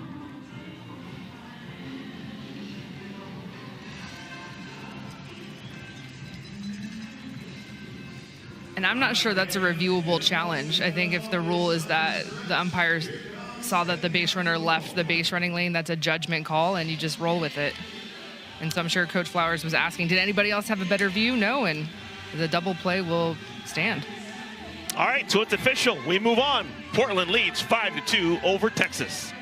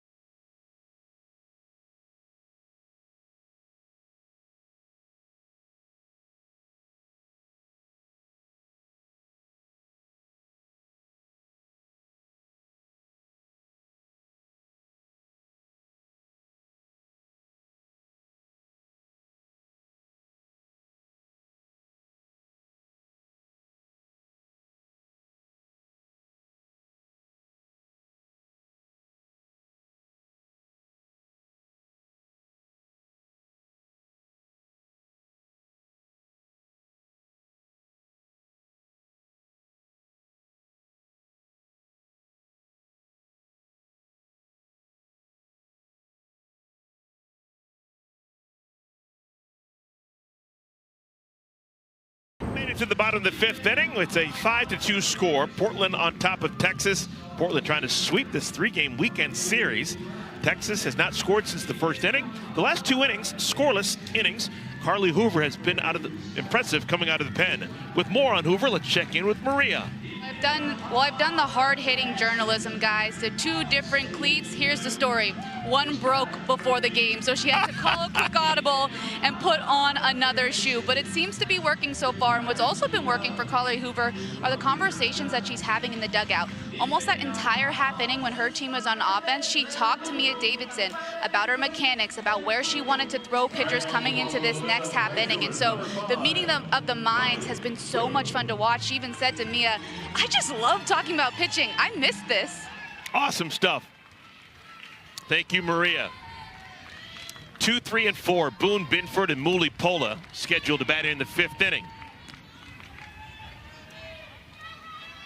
What's the best thing you've seen Carly Hoover do since she's come into the game, Kenzie? Pitch location and where she's just worked side to side, low in the zone, around knee height. One hopper. Kennedy Powell throws out Riley Boone. Looking at some numbers, this year Portland as a team defensively, they have made 7 errors. This is now their 12th game. It's not just the fact they don't make errors, they seem to always make the right play. They're not caught in bad situations defensively. Their defense has been as good as their pitching has been, and that has been key to their success.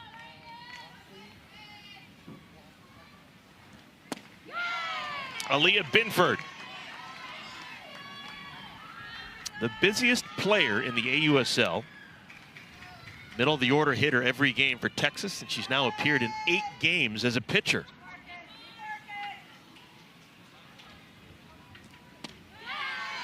It is hard to walk her.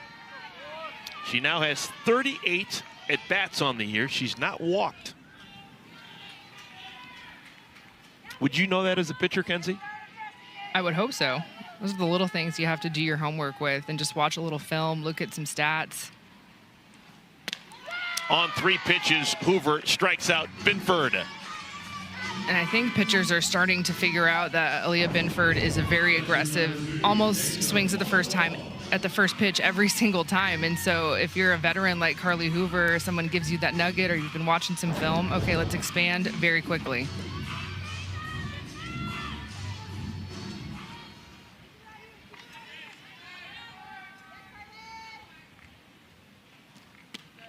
Deja Mulipola.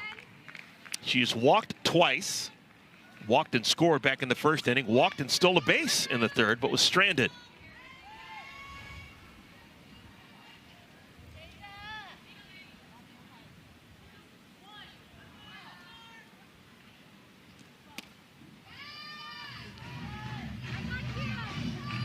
We're in the bottom of the fifth inning. Looking ahead to the sixth, we were going to see Portland send Megan Grant to the plate. She's going to be the 3rd hitter in the 6th inning. Grant already has 2 homers in the game. You don't see 3-homer games very often. Will they pitch to her? Hope so. 2-1.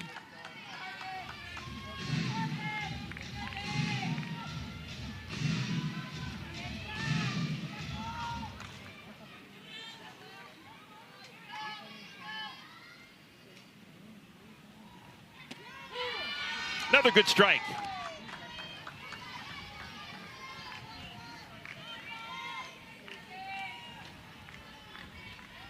Hoover walked the first batter she faced. She's since retired 8 in a row.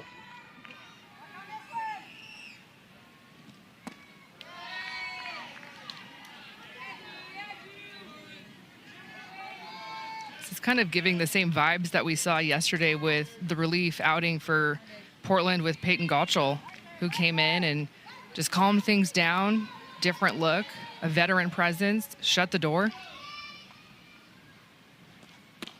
Swung on and missed. That is now 4 strikeouts for Carly Hoover. 3 shutout innings thrown for Hoover.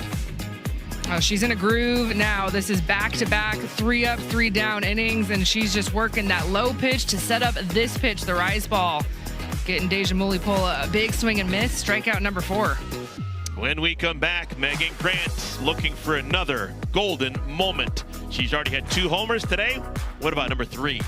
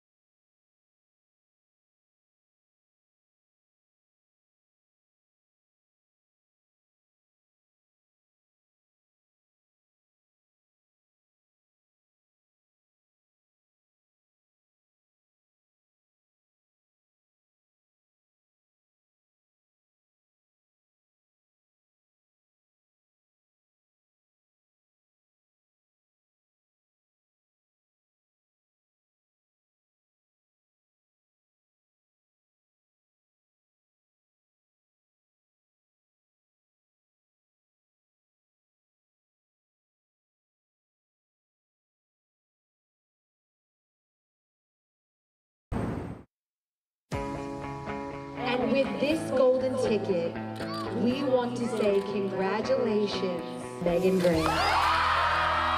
Megan, you have been striving for this moment from the day you stepped on this campus. To have your dream come true is something that is not by luck.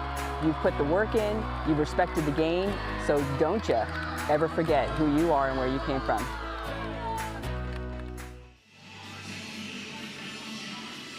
Those golden ticket moments, just fantastic. Well, who's heading to the 2026 AUSL All-Star Cup? You decide. Head to theausl.com right now to pick your top 10 players. You can vote once a day, every day, up until June 30th. So it's coming up to send the league's best to the All-Star Cup in Rosemont in August. See your favorite players on the field. Vote today, theausl.com/vote. Right now, these are the leaders at the halfway point. That's a lot of young players. First pitch of our 6th inning is nubbed to the third baseman. Jackie List makes the play. Kendra Falby is out number 1. Well, while you're voting for either Sis Bates or Tiari Jennings or Megan Grant, make sure you're also voting for Megan for her ESPY nomination. So if you're online, let's do both. Vote for your favorite players for the All-Star Cup, but also give Megan Grant a vote for her ESPY. Grant will hit after Corby Otis. Grant already with 2 homers. No one has ever hit 3 homers in an AUSL game. And Binford's the type of competitor, as long as her head coach Ricky Woodard thinks it's okay, she's going to go right after Grant. I've never noticed Binford to be afraid of any moment. Here's Corby Otis. Walked and scored back in the 4th inning. Off-speed pitch, a beauty. 50 miles per hour on that changeup.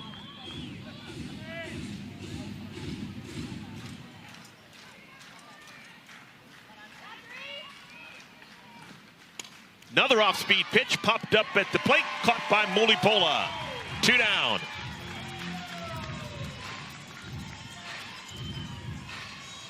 All right, here we go. Megan Grant strides to the plate. Already 2 homers this afternoon.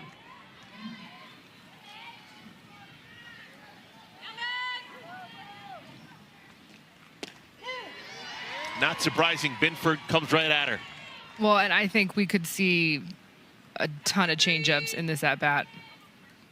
Obviously, we saw Binford go back-to-back with that off-speed pitch against Corby Otis.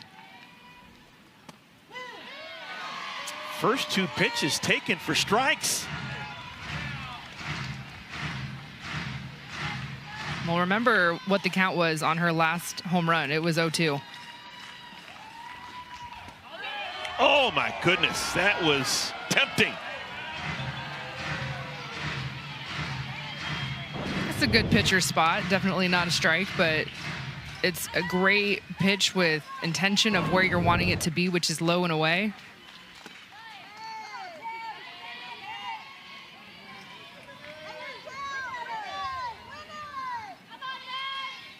Two balls and 2 strikes.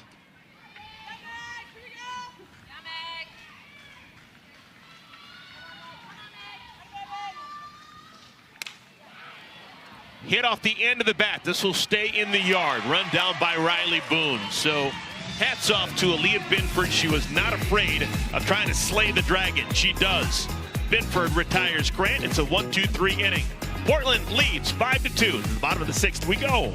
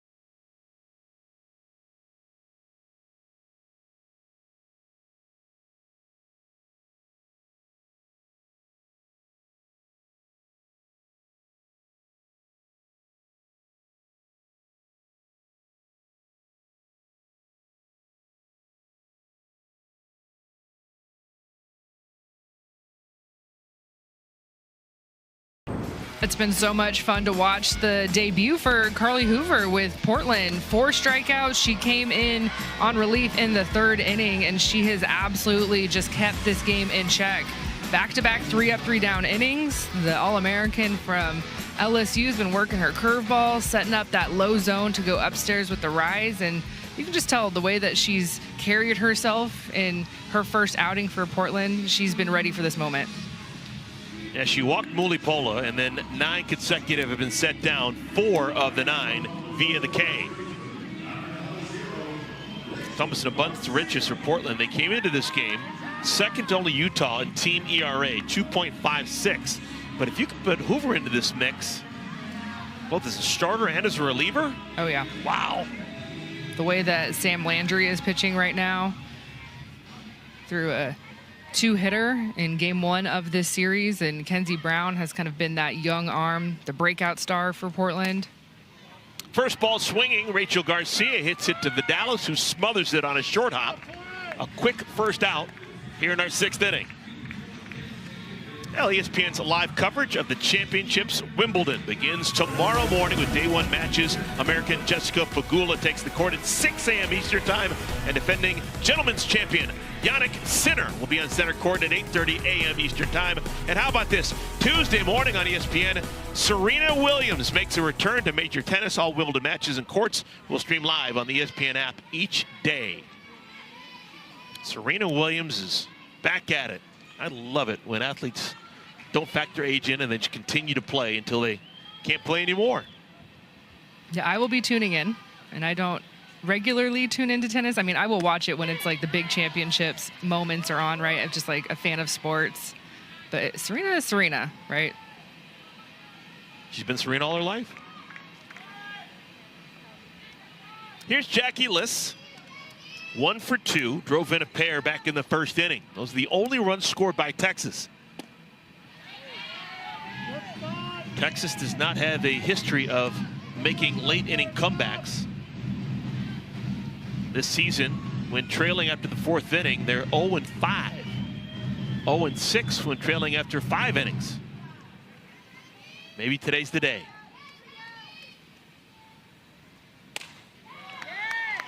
Sis Bates. 2 down.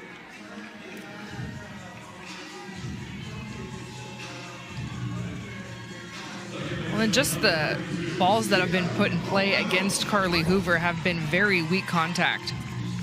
She hasn't given up a hit, but anything that's been hit to her defense has just kind of been like that ground ball to Sis Bates. Off the end of the bat, late. Here's Sierra Romero, 0 for 2. Kenzie, just curious, how much ego do pitchers have? When you were at your best, if you had 21 outs and they all were ground ball outs, would you be kind of chapped? Do you need a strikeout here and then to kind of make you feel good? No, not at this level. Okay. Yeah.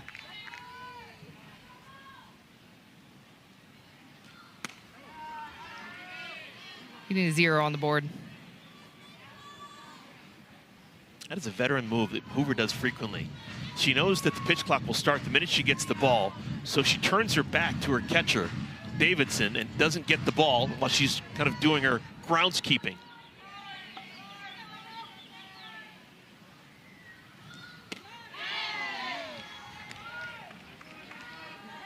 She has not missed in that river spot. She has been so key with her location.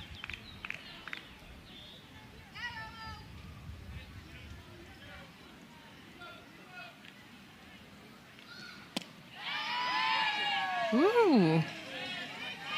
Like that spot. And again, refusing to take the ball until she's absolutely ready. To me, one of the joys of watching the AUSL is watching these players understand who they are and the game that they're playing.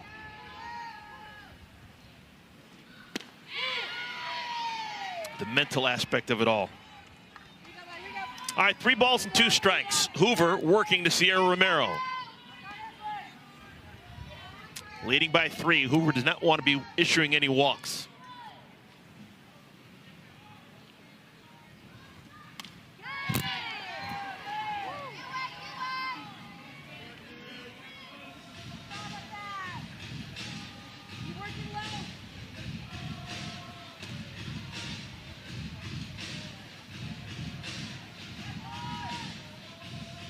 Texas has just 3 hits. Time's running out.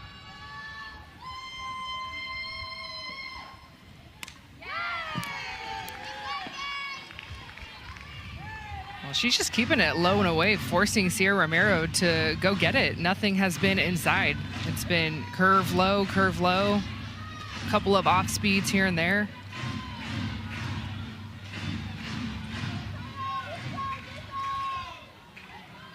Volts haven't had a hit since the 2nd inning.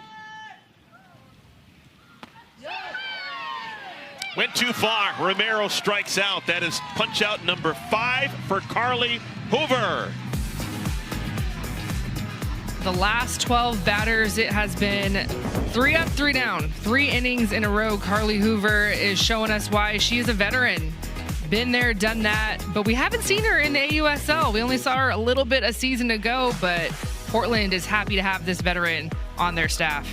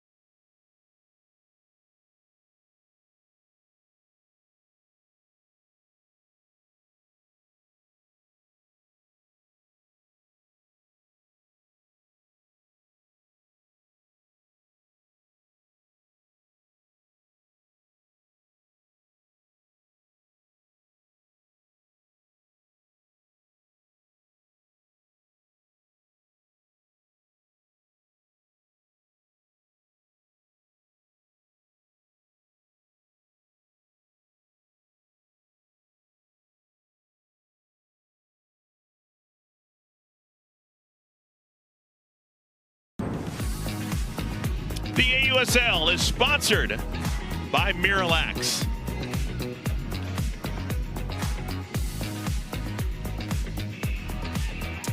We've made it to the 7th inning here in Round Rock, Texas. Tomorrow night, AUSL will send Carolina and Oklahoma City against each other in OKC. It's the Blaze, it's the Spark, 7 Eastern time is your first pitch. Catch the matchup live on ESPN2 and stream all the action on the ESPN app. It could be a matchup of a couple of rookie pitchers. Carlin Pickens for the Blaze and Maya Johnson for the Spark. And what a rookie class that we have this season. Season 2 for the AUSL. These arms, of course, we've seen Kenzie Brown in this series for Portland and Nyjah Kennedy. And then Taylor Tinsley, her first outing for the Talons, who, I mean, that team is just absolutely loaded with pitching. And what does Taylor Tinsley do in her first outing for her rookie debut? A complete game shutout. We've had a bunch of complete games. It's been so much fun to watch. We've had a nice one today. 5-2 is our score. The Cascade on top of the Volts. Allie Newland bats for the second time. There's been a hole in this Portland lineup here in the 3 spot. Both Sydney Stewart and Allie Newland combined 0 for 3 with 3 strikeouts. Others have contributed, mainly Megan Grant, who's got the 2 homers today and has driven in 3 of the 5 runs for the Cascade.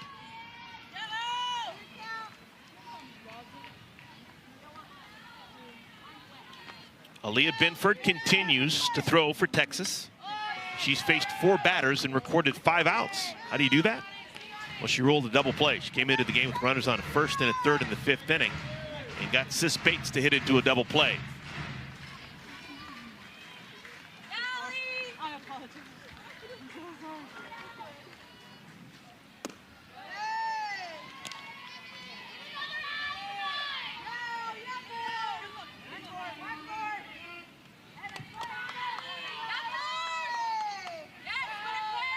See her shaking a pitch there.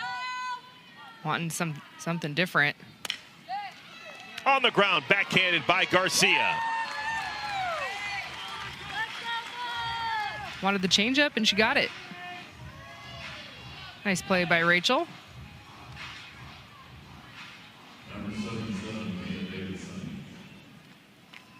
Here's Mia Davidson. 0 for 2. She's reached base. Getting hit with a pitch back in the 1st inning.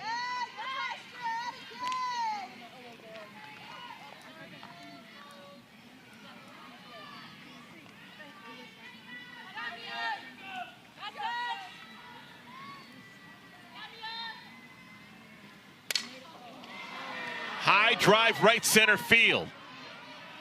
Did she? She did! Lassiter makes the play! Jayla Lassiter takes a home run away from Davidson. That ball was over the fence. Wow. I thought that she had no chance on this, but she goes all the way back to the fence and she times her jump perfectly.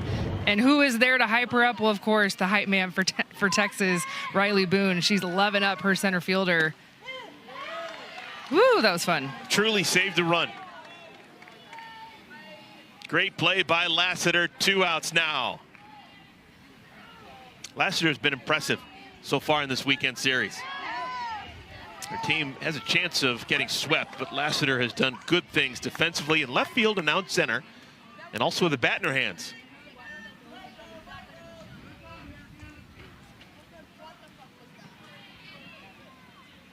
One ball, 1 strike to Kenley Cahalan.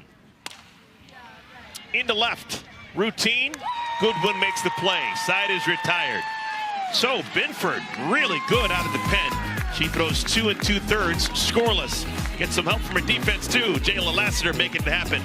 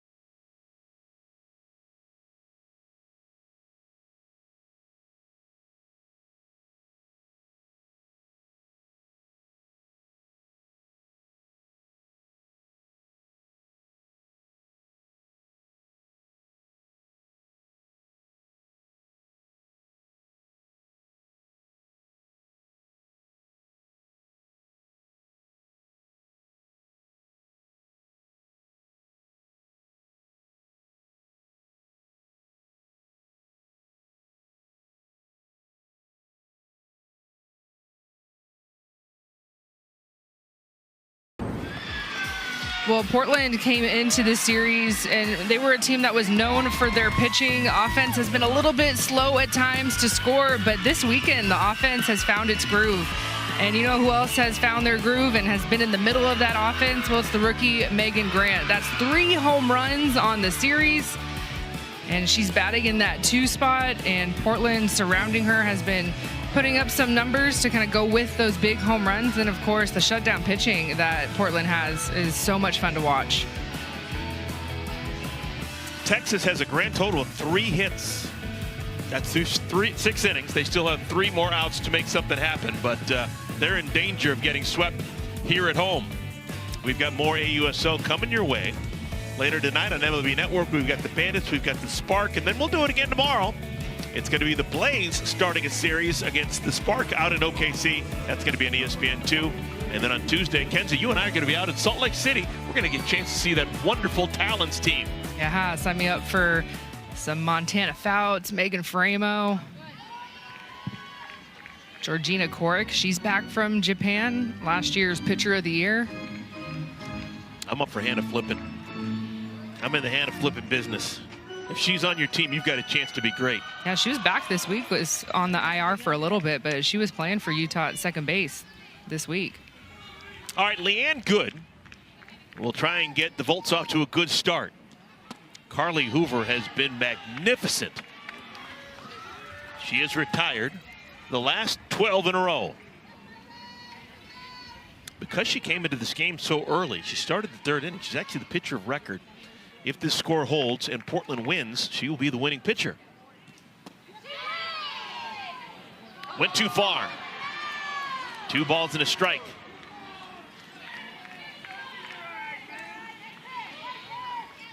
Goodwin, and then top of the order, Lassiter, scheduled to bat against Hoover.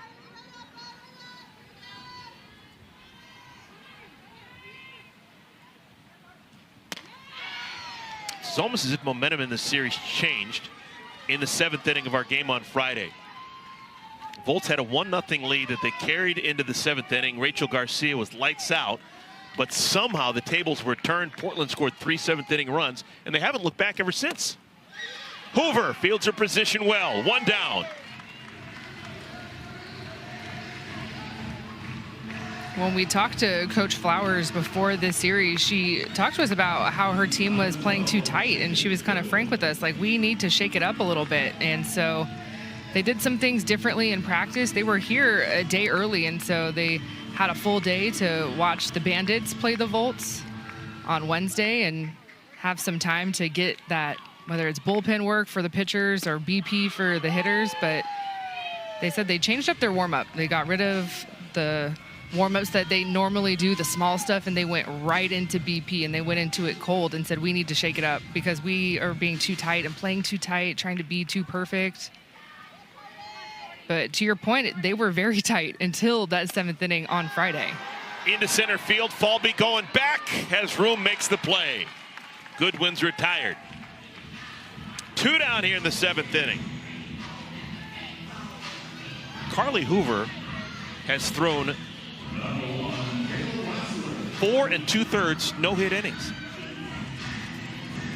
She walked the first batter she faced in Mulipola, and nothing since. 14 consecutive retired. Last hope for Texas is Lassiter. Jayla Lassiter is 0 for 2, laid down a sacrifice in the 2nd inning.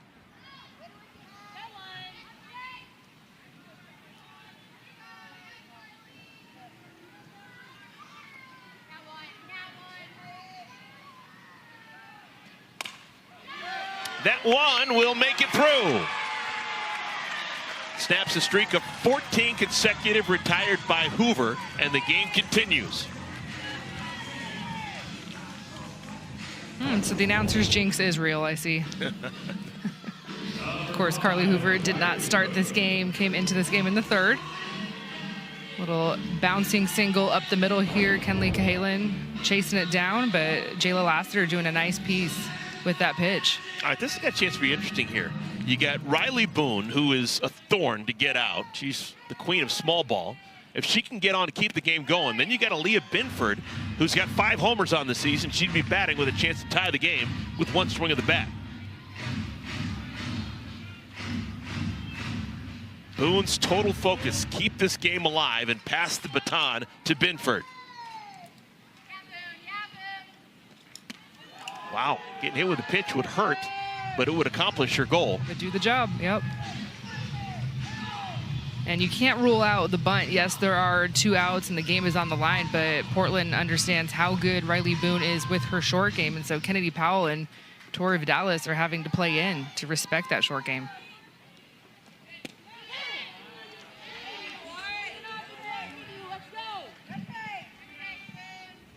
I just think it's so interesting how Hoover just turns her back to her catcher, Davidson. All Mia wants to do is throw the ball back to Hoover, and Hoover does not want the ball until she's ready. She does not want that pitch clock to start early.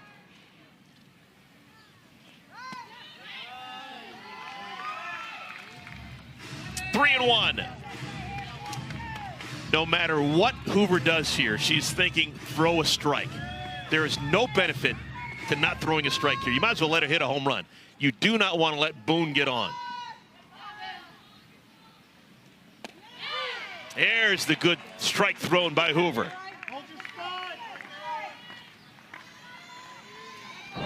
Three and two. Yeah, you knew this was coming right down the middle. Same situation here. Just throw a strike.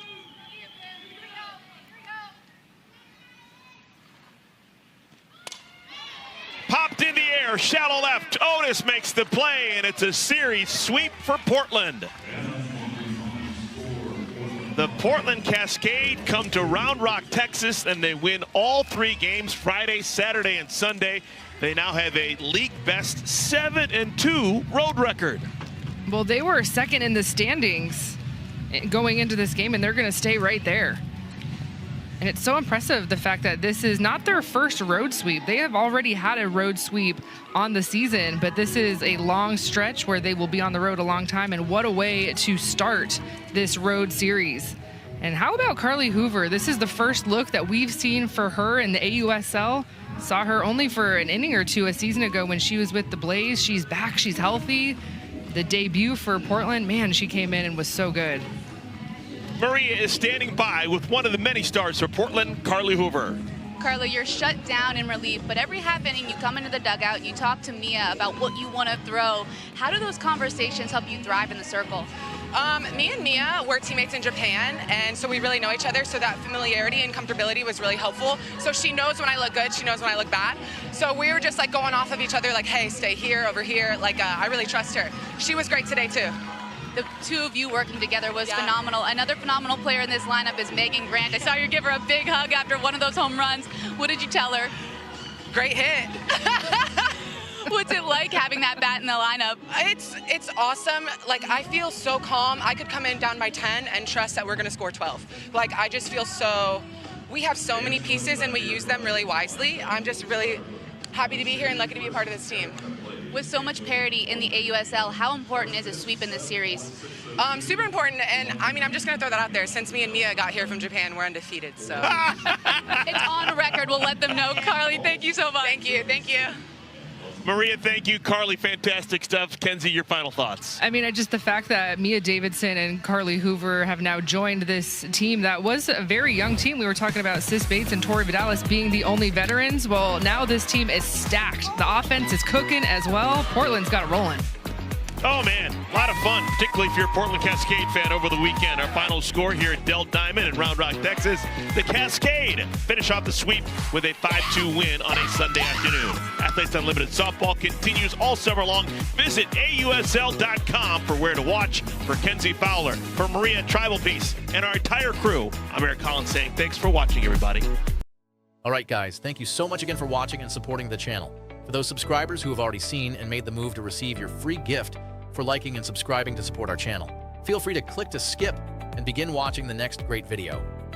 And so to get the free gift that we mentioned it to you, which is your selection of one of these 21 fantastic digital guides or manuals shown on the screen. And I have personally reviewed several of them just to get an idea of whether they are quality or just fluff. And I tell you guys, they really have gone the distance and made each of them relevant, useful, valuable information on all these different subjects, and some of them are nearly 35 pages long and packed with truths, proven, tested techniques, and advice. And you will see for yourself that $19 to $27 really is a fair value range for the one you will select for free. And so we need you to simply follow these simple steps. Click the like button on this video. If you haven't already done so, make sure the subscribe or follow button is clicked now, or some of you clicked it earlier, and that's fine. And then in the comments section, simply type the word GIFT, 4 letters, G-I-F-T.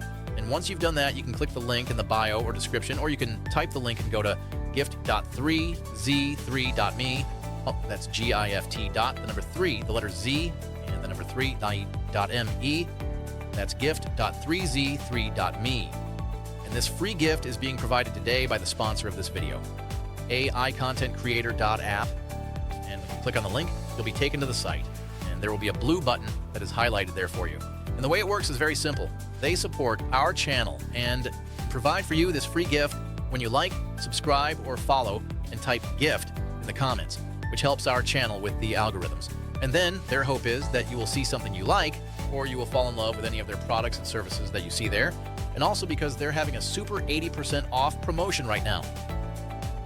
Again, no purchase required and no hoops to jump through. Their AI bot will simply verify that you actually did perform the like, the subscribe, or follow to our channel, and that you typed the word GIFT in the comments. And if you like anything you see there, they will in turn provide a small commission to us to help support our channel. Thank you again, and we look forward to seeing you at another video on our channel. And always remember, whether it's a basketball game that's tight until the end, a great tennis match comeback, an overtime win, or exciting ending in football, a boxing match against all odds, a track runner who fell but never gave up to get the win, an amazing goal kick in soccer, just know and rest assured that we keep a sharp eye focused on finding for you only the sports highlights that are competitions, games, or battles among the best of the day, week, or beyond. So, if you find it on our channel, you know it's HWW approved, because you can be sure that it's a highlight worth watching. See you next time, and God bless.